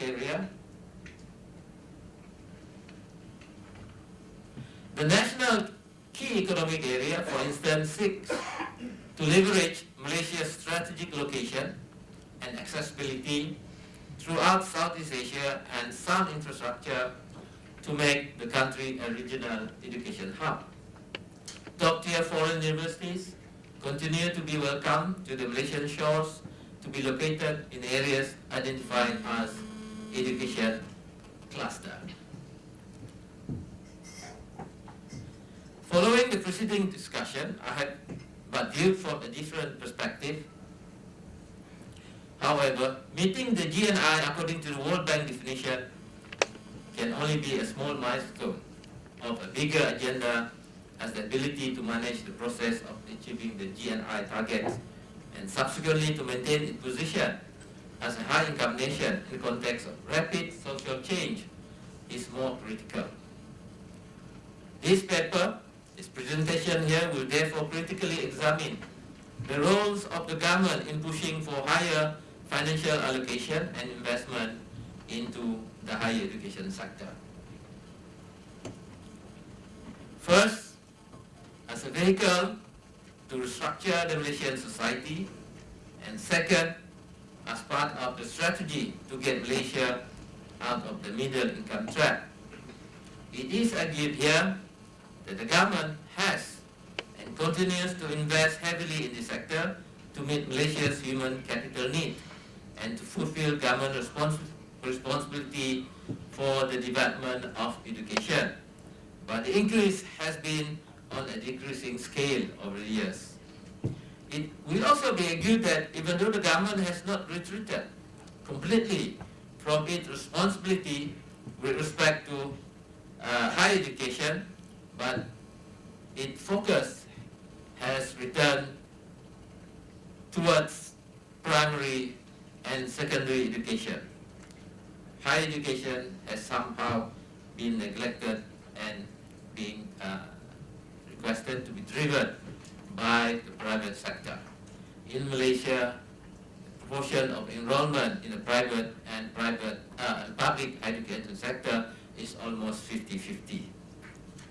There are indications that the government has relied on the market forces in ensuring the sustainable development of the higher education sector. It is therefore pertinent to establish at the outset the shift of emphasis on the part of the government with respect to higher education provision and funding. What are the policies and initiatives that have been introduced to strengthen the role of higher education in national development? And what are the outcomes? Are these policies based on conventional interventionist approaches, or are we seeing novel approaches in the manner the government influences higher education development, especially in relation to funding for public higher education institutions? In what sense is Malaysia's Vision 2020 an agenda for high-income developed status, a significant departure from the conventional growth theory? In this respect, the introduction of neoliberal approach to the development of the higher education sector in Malaysia requires close examination. My argument here is premised on the idea that while the Malaysian government has continued to play a critical role in the development and growth of the higher education sector in Malaysia, in line with Vision 2020 and the ambition to be a high-income status nation, the widespread adoption of neoliberal ideology in early 2000 has given priority to market forces, with the government playing a facilitating role. It is further argued that Malaysian higher education institutions, with the ascendancy of neoliberalism, have produced a fundamental shift in the way these institutions define and justify their institutional existence in relation to the market and national interests.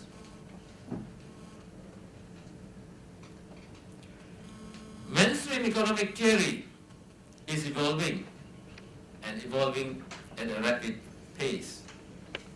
Economic theories is moving away from a strict adherence to three things, which is rationality, selfishness, and equilibrium, to a more eclectic selection, which includes examination of purposeful behavior, enlightened self-interest, and sustainability.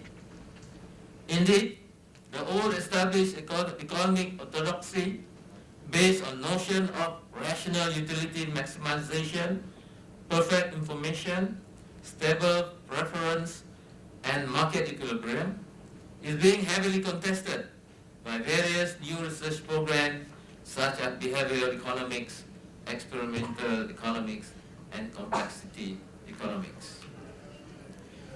In pursuing higher education as an instrument for enhancing both personal and social productivity, human capital theory, conceptualized in the 1950s, had opened the door for discussion of a relationship between higher education and economic growth via higher education influence on product. Following the development of new growth theory in the late 1980s, it has been recognized that economic growth is highly reliant on the production, circulation, and diffusion of knowledge that contribute to technological and scientific advancement. With this theoretical framework, knowledge is significant because of its correlation to economic growth, and unlike other commodities, it does not have diminishing return and is non-rivalry, as one can have more of it without others having less. With regards to new argument regarding the role of the government in the development of higher education, Olson and Peters 2005 argue that whereas classical liberalism represents a negative conception of state power, in that the individual was taken as an object to be freed from the intervention of the state, neoliberalism, on the contrary, represents a positive conception of the state's role in creating the appropriate market by providing the conducive condition, laws, and institutions necessary for its operation. Gilroy 2002 also warns that one consequence is that insofar as higher education is concerned, civic discourse has given way to the language of commercialism, privatization, and deregulation.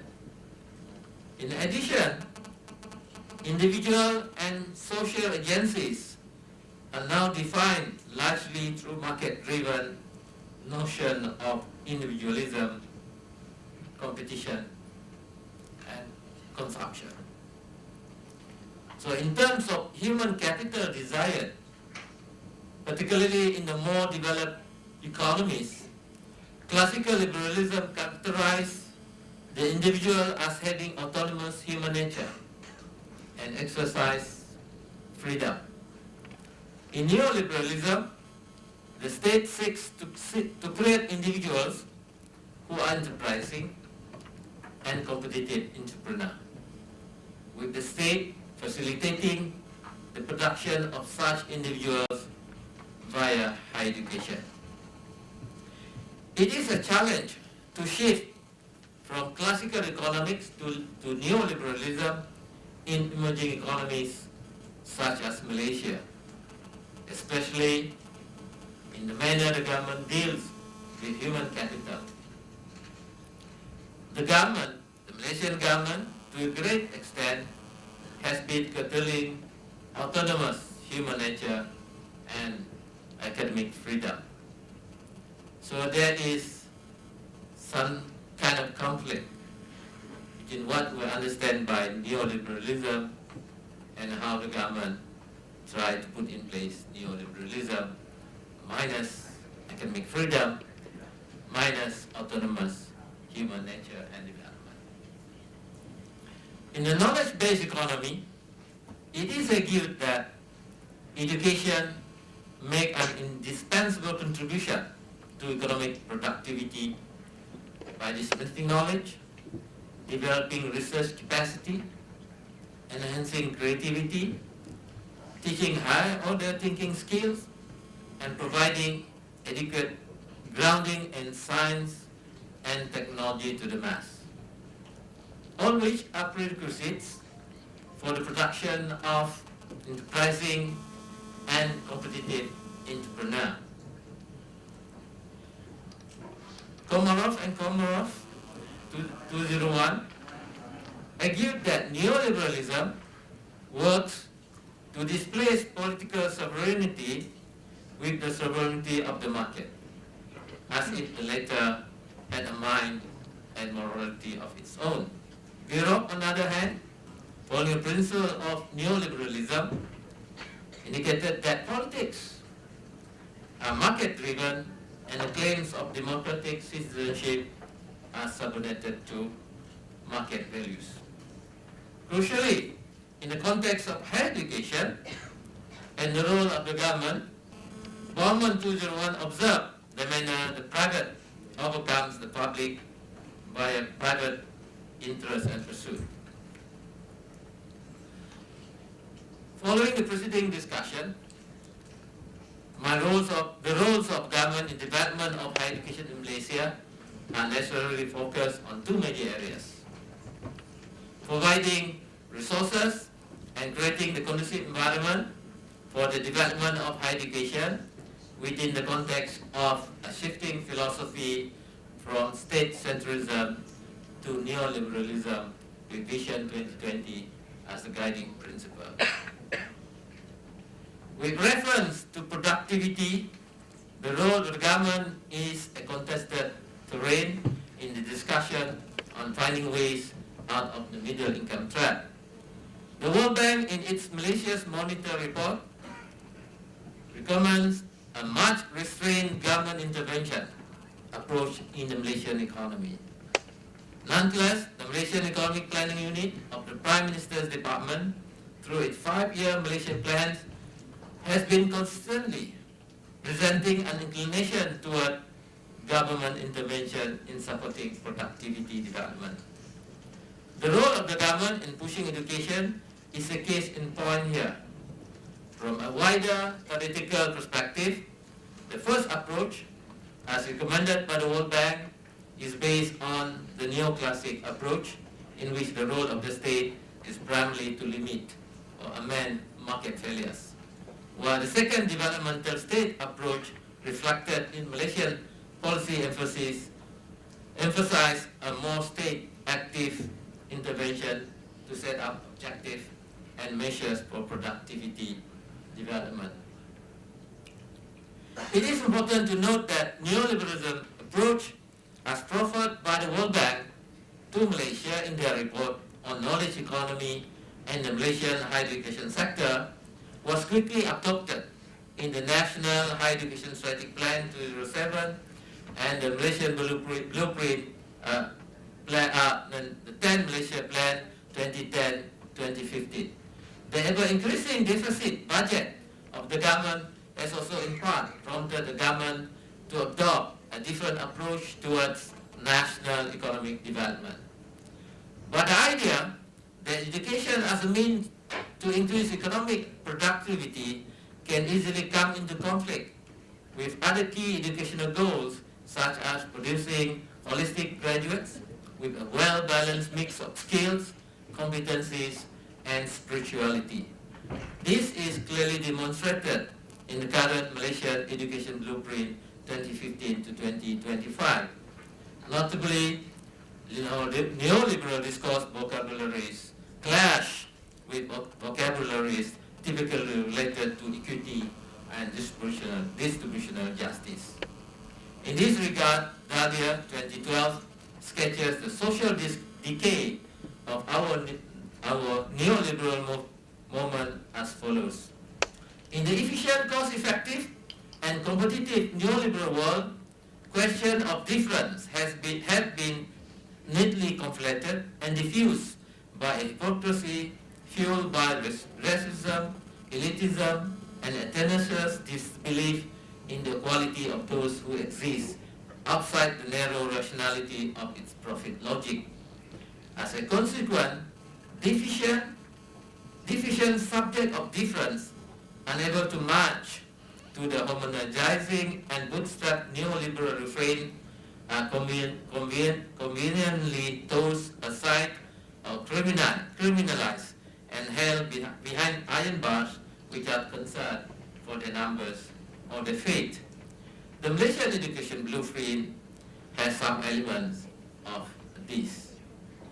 The Education Blueprint, as the main document with charts the way forward for the development of higher education in Malaysia for the next 10, 15 years exemplify such contradictory tendencies in its proposed implementation of the strategic plan. In recent decade, Malaysia has been transforming its economy from one based on mass production and relatively unskilled labor to one based on knowledge, creativity, and high productivity, and a shift from state centrism to one that is based on the market. In implementing the transformation agenda in the higher education sector, the government has made substantial allocation for higher education, albeit at a decreasing rate. For instance, in terms of gross domestic product, on average, the government allocates about 2.7% of its GDP to higher education. Probably at this time, movement has gone to 2.5, probably 2.4. This relatively high percentage is due to the subsidization of tuition fees and on-campus accommodation. In the Malaysia Education Blueprint, strategies to achieve sustainability in financing higher education were identified. These strategies focus on financial sustainability of the higher education system, and in particular, higher education institutions stand apart from the contradiction, where the need to trim government spending runs smack into the fact that more education equals better employment chances, and significantly boosts financial returns over an individual lifetime. Public universities in Malaysia have to diversify their sources of income in order to be financially sustainable and reduce their reliance on the government funding. Corporatization and corporate culture with limited autonomy based on state regulation or state limited autonomy is the rule of the day in the context of Malaysia. In response to increasing demand for education and the changing higher education landscape, the state has introduced and amended several legislation. The Education Act, the Private Education Act was introduced, the National Council for Higher Education was introduced, the National Accreditation Board, a precursor of the Malaysian Qualification Agency, and the University Colleges Act were all amended with the idea of autonomy, but in real effect, it is a rather limited autonomy. In the Malaysian case, we used to believe is an autonomy with no money or auto no money. That's what we believe in the case of Malaysia. Giving autonomy with no money, asking universities to search for their own money. The Higher Education Initiative, as I indicated earlier, do not lack sources of inspiration. We have many countries in Southeast Asia, in East Asia, that have shown that they can do it, and based on this, the Malaysian government has indicated the strategic intent. The strategic intent for the Malaysian government is based on the assumption that increased competition will improve quality in the provision and delivery of higher education system. A major argument within neoliberalism discourse, that is competition within higher education institutions.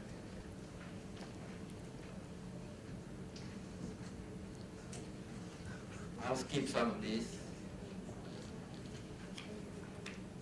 Now, following this, the observation that I have made, the core dimension of new governance as applied to public universities in Malaysia are first, flexibility by a limited or regulated economy, clearly defined objective for public universities, and result-oriented measurement of and managerial responsibility for achievement of objective for both public universities and the staff.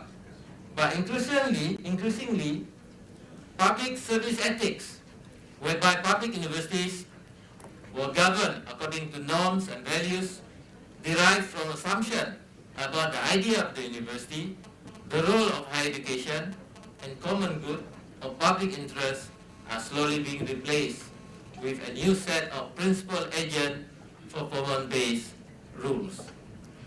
When public universities are ruled by the new governance arrangement and models based on neoliberal ideology, notions like accountability and trust that academic as public servants are familiar with will be recast in the market mold, and higher education will be eroded of its public good essence and character.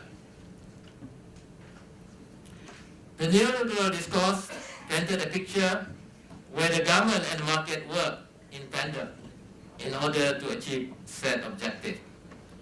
It is argued in this paper, my presentation, that neoliberal ideology insisted that public universities as agents of the government should use the market to benchmark their progress and contribution to the national objective. The adoption of neoliberal ideology has resulted in the government retreat from its responsibility for higher education, giving more opportunities for the market to come in while the government focuses on providing the infrastructure and regulatory framework to enable the entry of the market.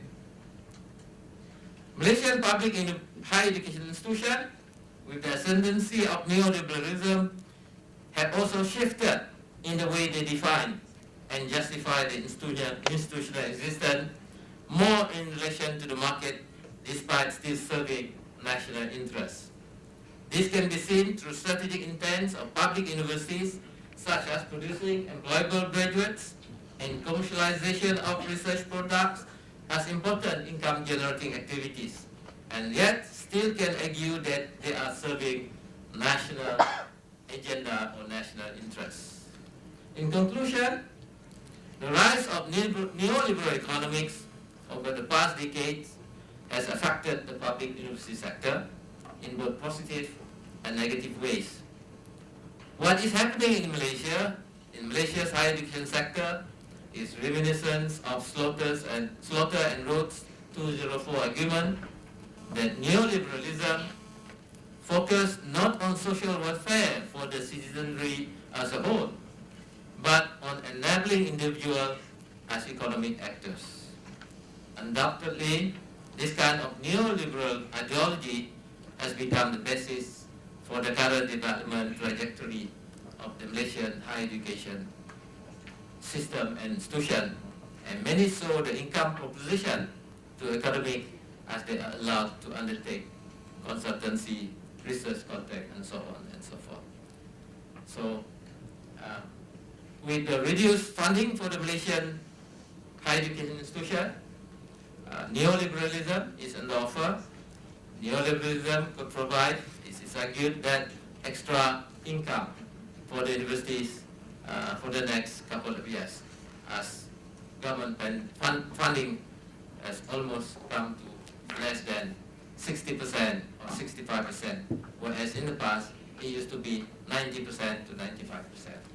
So with that, ladies and gentlemen, thank you very much for your patience, and thank you very much. Thank you so much, Professor Morshidi, on throwing light on Malaysia's experiences in the higher education sector. I request you to release our compendium of abstracts of the international seminar, and I request Professor Jandhyala B.J. Tilak to receive the same.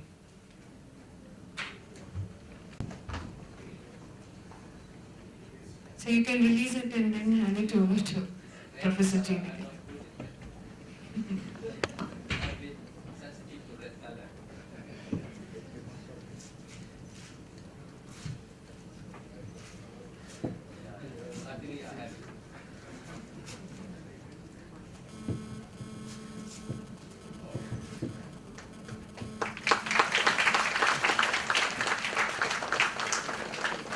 Thank you, Professor Morshidi. Thank you, Professor Tilak. To extend felicitation, I request Dr. Achut Shankaras Nair, Director, IQAC University of Kerala, to the dais.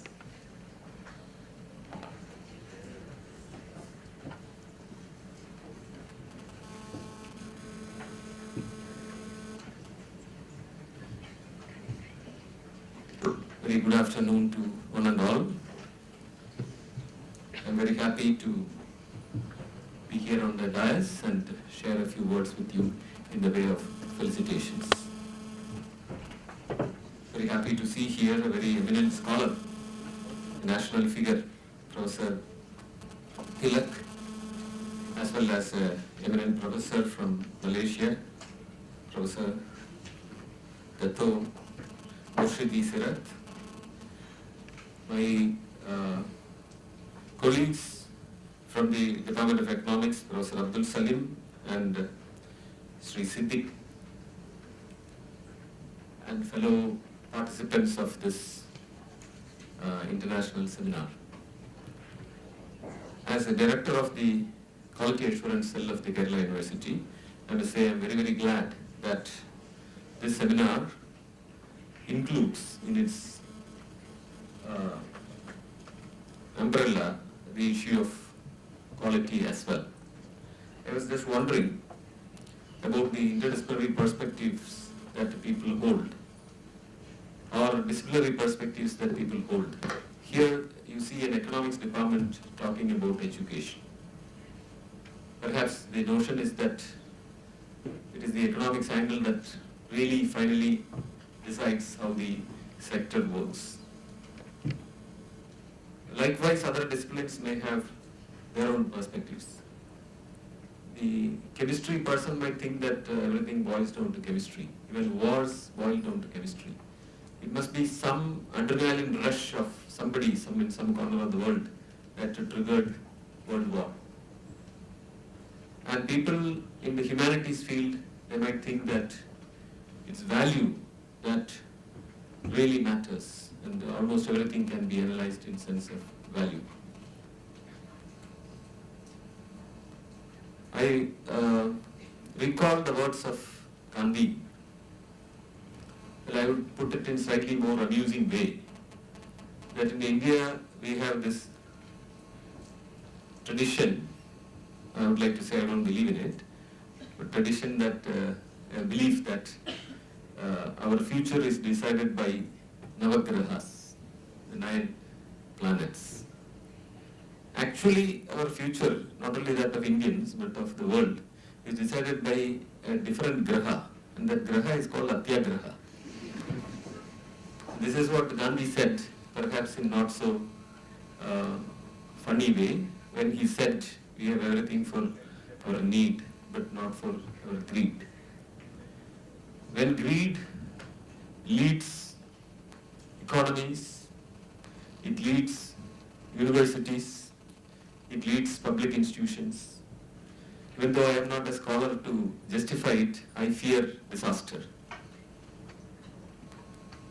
When higher education is being looked upon as an expenditure and not as an investment, then the value base of higher education is eroded.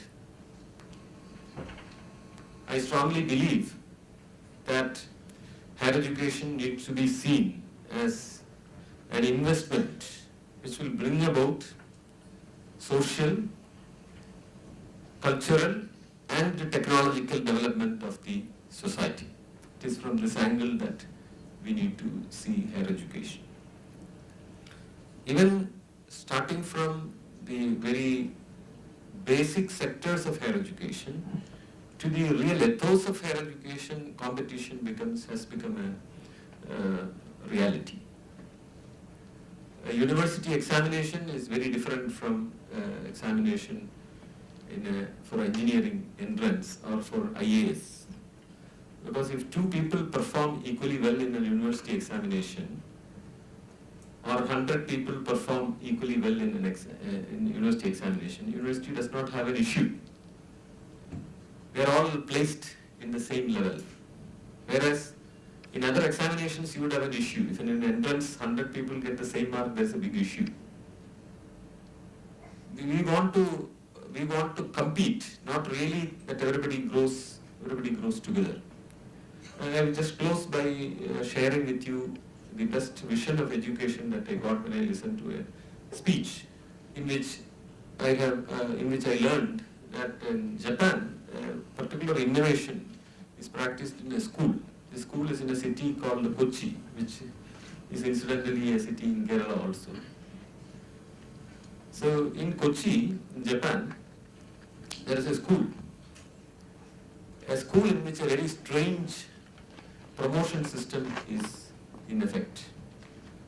The promotion system is that if one student fails in a class, then every student is failed. And the former Minister of Agriculture and also eminent scholar Sri Mulakara Ratnagaran, who went to the school and who was very amused with the system, asked the teacher, "Does this really work?" And he said, "Yes, very much." How does it work? Well, the students are always waiting for the teacher to go out of the class. And as soon as the teacher exits, all the students rush to the back bench and they circle 2 or 3 students there who are supposed to be the so-called weak students in the class and teach them in a wonderful demonstration of togetherness. Because they realize that if they don't win, then we don't win. Until the poorest of the society, until the weakest of the society is uplifted, the others cannot win. We cannot win in a society where the poor people do not win. Or rather, I would say, in a more simple way, we can and we must win together. The education systems at every level should recognize this. This is my take, a brief message that I would like to give, especially to the young people here. And when we look at the economics of higher education as well, this should be at the back of our mind. I once again take this opportunity to congratulate the Center for Alternative Economics for organizing this seminar in a wonderful way. And I really feel very, very sorry. To take up responsibilities means, in university means, not be a good teacher anymore. My students would have been far better off if I was talking to them rather than coming here and talking. And I'm now more like a camphor who can, create a flame, but it just dies out the moment after that. You need continuous effort, continuous interaction with students to ensure that they awaken. So I miss it, but still I enjoy addressing you on this occasion and wish all the participants all the best in this international seminar. I would also like to say Salamat Datang to our professor from Malaysia. Thank you very much. Jai Hind. Thank you, sir. With Professor Tilak's and Professor Morshidi's permission, I would like to open the stage for discussions because I think people are anxiously and eagerly waiting to interact and throw questions at you. We'll have a short discussion for 10 minutes. Please be very brief and to the point while asking questions. I think we'll wind up the session by 1. So those who want to interact or shoot questions, we can. Mr. Chairman, can I throw a question to both the speakers with your permission? One of the key differentiation between the two higher education systems that was described is the level of internationalization. Whereas Malaysia has promoted international universities to come in and set up both branch campuses as well as twinning programs by the private sector to expand the higher education landscape. On the Indian side, there appears to be a great reluctance to allow foreign universities to offer either degree programs or part degree programs or any other kind of pathways to overseas universities.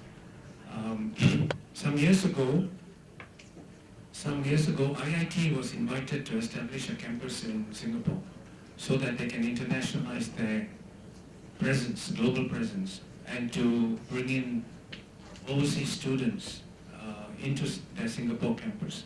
But after some policy discussion, that plan was scrapped.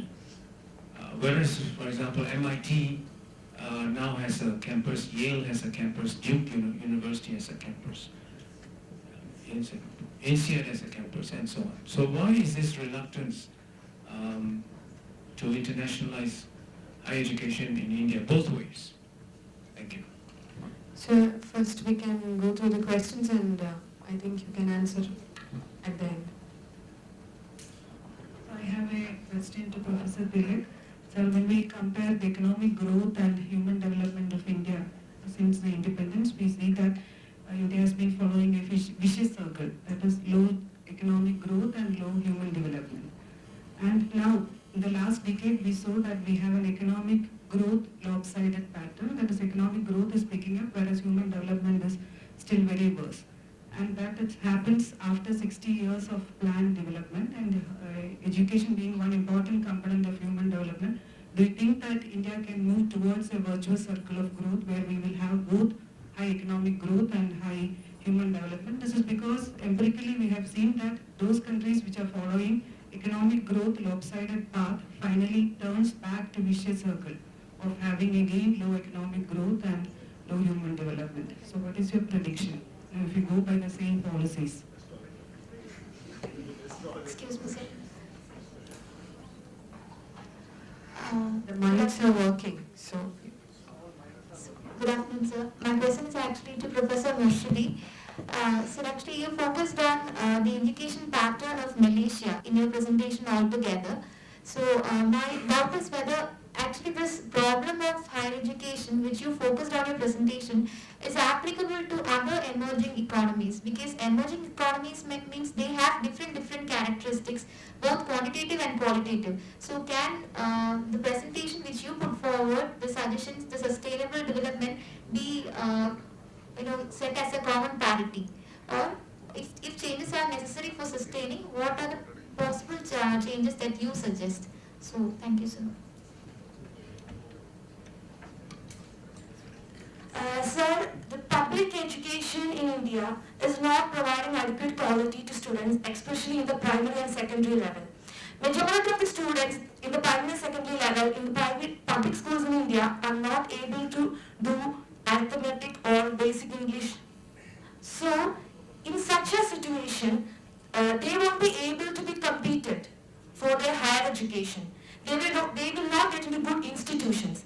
And the present approach in India is actually to focus on quantity and curriculum completion rather than improving the quality. Even in the Right to Education Act, they give emphasis on completing the curriculum.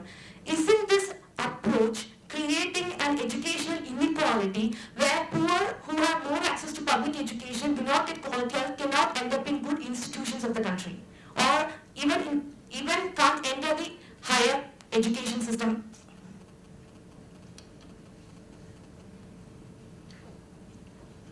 Any more questions? Good afternoon, sir. My question is to Tilak, sir.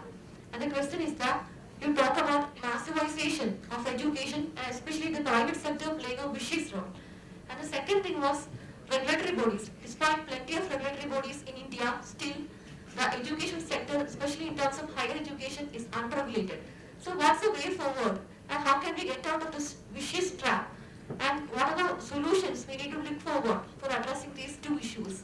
Especially, despite many regulatory bodies, education sector still remains unregulated.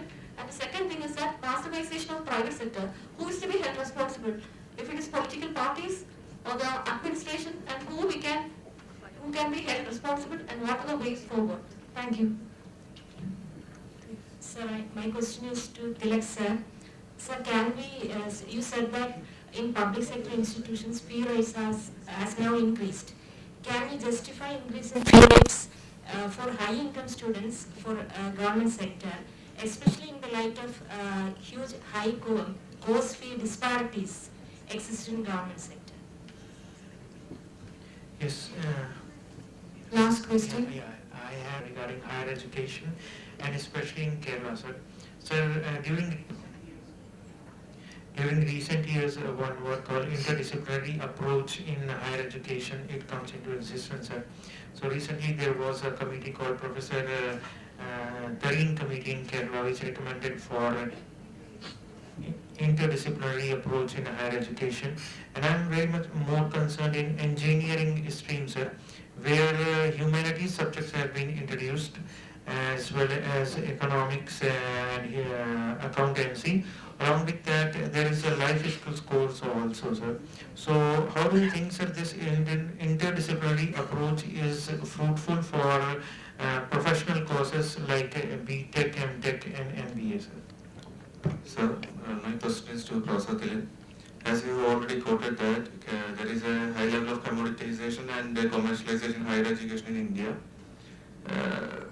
What is your belief? Whether the government should provide higher education or whether the government should actively regulate private education or both as a regulator and provider of education? Thank you, sir. I think that will be the last question. Professor. Thank you. Regarding internationalization, in the case of Malaysia, we have a policy for internationalization. When we started this policy, it's about exposure among Malaysian students to what's going on overseas. And at the same time, we have reciprocal influence in exposure for Malaysian students in Malaysia with the coming in of foreign students to Malaysia. Our target used to be 100,000, now is about 200,000, which is 10% of the total enrollment of the Malaysian university enrollment. Well, in the beginning, it was about exposure in terms of knowing what's going on in the world for Malaysian and for others who come to Malaysia. When I was at the Ministry of Higher Education, we developed this program called Malaysia's Global Reach, in which we use higher education and internationalization as a form of soft power, our engagement with the world. But increasingly, internationalization has been seen as a revenue for the government. When you have international students, obviously they bring in tuition fees, expenditures, whatever. So over the years, internationalization has been seen as an income proposition for institution and the Malaysian government. If you look at the history of the Malaysian higher education, rightly, we were the first to develop this twinning program in the form of 4+0, 3+1, and now we're having 2+2 and so on and so forth with the Australian and the US institution at that time. So the use and misuse of internationalization is very clear at the moment in terms of the development of higher education in Malaysia. We have no less than 6 campuses of international universities. The recent one we had is one from China, so which is, to me, it's not a very good proposition. If I look at it this way, it is a Chinese university picking in all the Chinese students in Malaysia and in China who cannot enter public university. So the university will become a more, what do you call it, one ethnic or one racial group university. Whereas if they go to a normal private university, which take in the Chinese educated student, the Malaysian educated student, and all other students from all over the world, then there will be a good mixture of student population. But the new university that we have from China, Xinjiang University, will be mostly one ethnic group university, which is against what we believe in what internationalization is all about. This is the problem. Compared to if you have Curtin, Monash, or Swinburne, and a few others, Nottingham, and they're all very open, a mixed group of student groups. But this university that's coming in from China, they'll be reflective of one group, basically, because they get this for that group. And that is the bad thing of internationalization. It is against what internationalization of higher education should be. Now, emerging economies, second question. I move to the second question because I got only 2, you have few. Yeah, no. Indonesia, Thailand, as long as you are exposed to World Bank, you will have the same kind of proposition. You will have the same kind of recipe, you will have the same kind of ways to move forward. We did work for Cambodia and Laos for the World Bank. Cambodia, it was World Bank. Laos, it was for Asian Development Bank. While there are socialist central market planning before this, yeah, they were. Now they are market element. They are coming in slowly with the idea of privatization. They suddenly have so many private universities. Yes, Professor Bagis, am I right? Yes, privatization has become a norm for this university. So it's not investment in public universities, but allowing private universities to come in, which is what the World Bank wants. Obviously, it's not what UNESCO or what IEP wants. It's basically that. So Indonesia, Malaysia, Thailand, Philippines is already too private, and Laos and Cambodia is also creeping up. Give it 10, 15 years, as per Myanmar will be exposed with this kind of characteristic in the emerging economies. So over to you, sir. Thank you very much. In fact, quite a few questions may come up again, and so I don't have to be exhaustive, but let me refer to a couple of issues that were raised. And I put it in a slightly broader context. I say that there is in fact a policy crisis in higher education. There has been absence of public policy, clear public policy in higher education, partly because of the confused state of mind, and we have several dilemmas, what to do, what not to do, etc. We have domestic pressures, we have international pressures, in the democratic system, all kinds of things are quite strong. And internationalization is one particular issue that is subject to these pressures, domestic and international, and confused state of mind.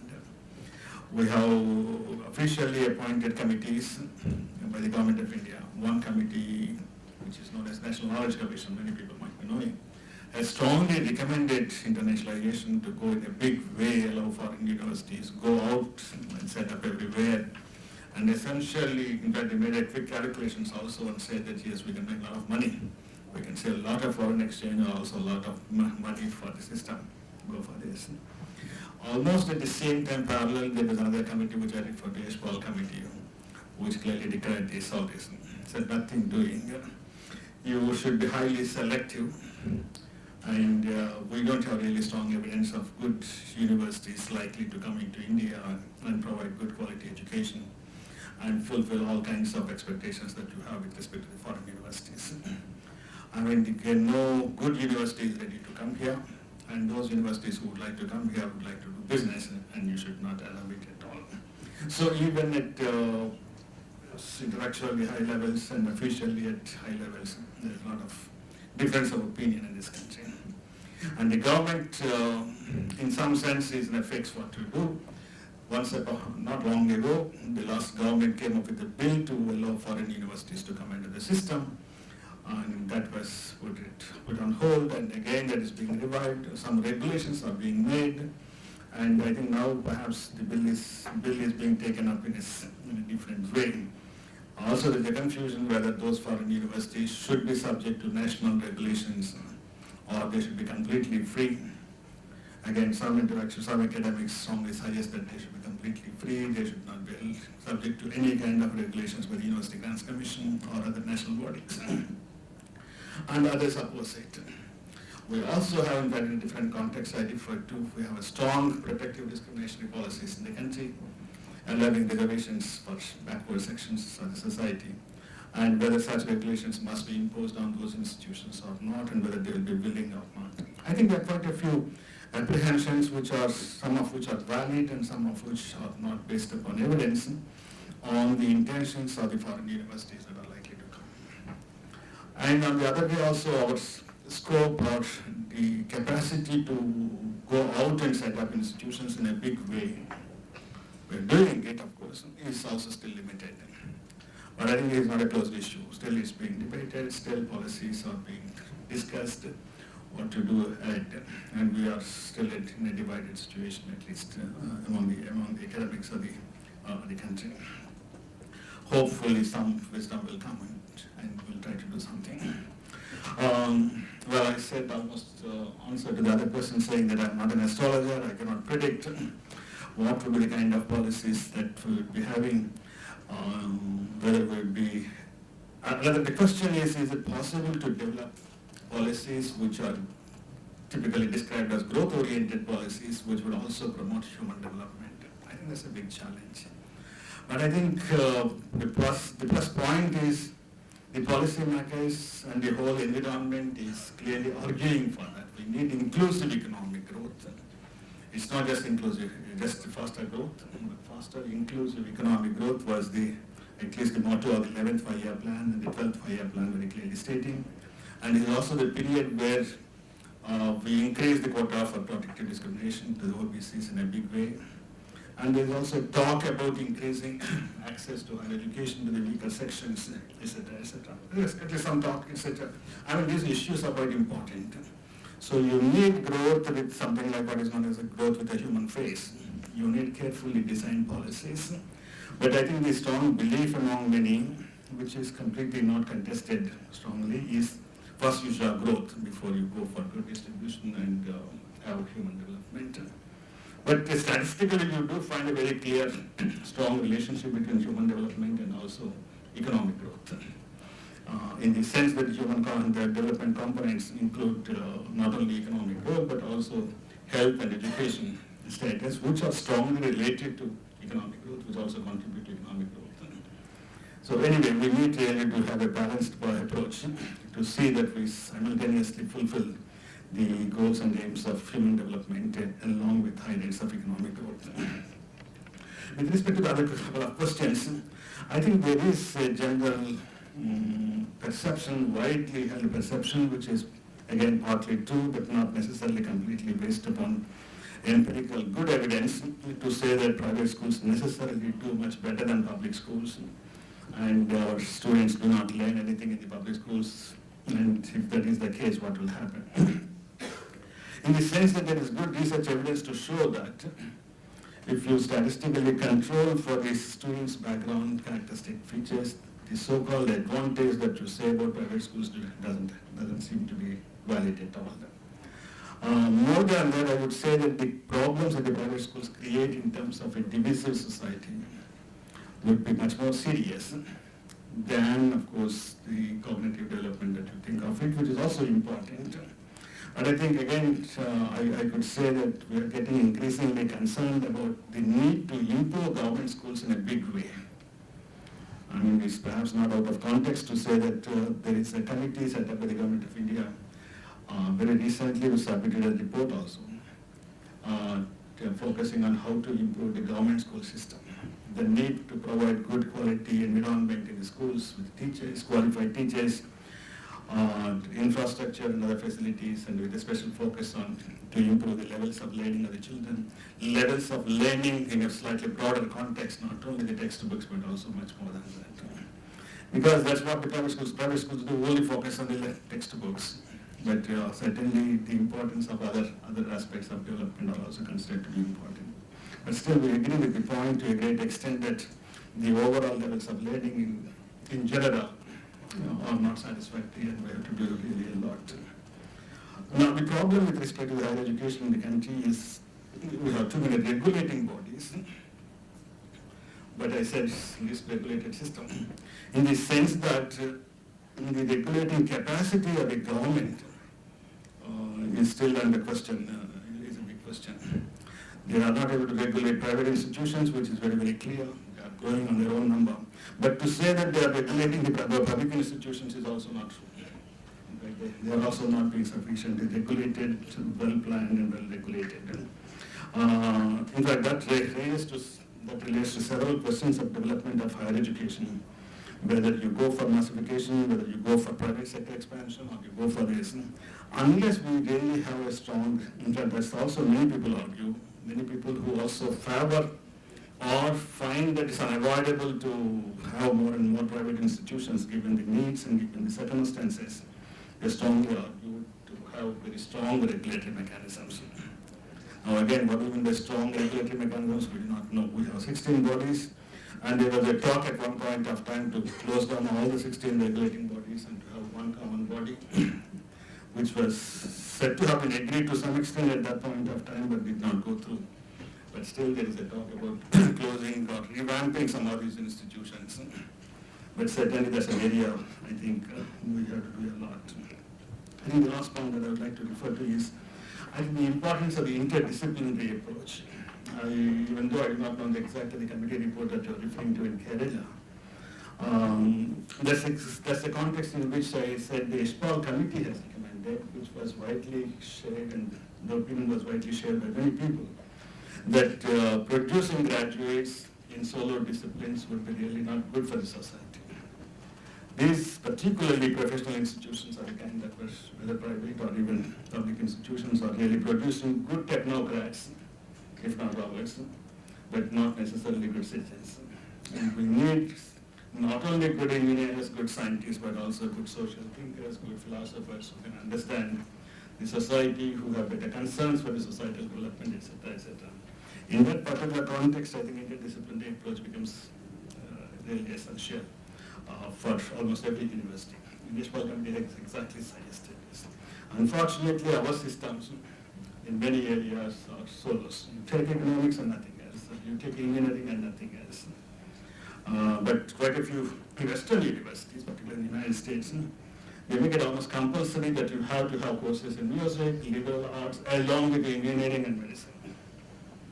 And Stanford does it, and many other universities do it, perhaps. People know much better about it. I think there is really a lot of value with respect to developing interdisciplinary approach to the higher education systems, and the contribution to the whole higher education system will be quite high.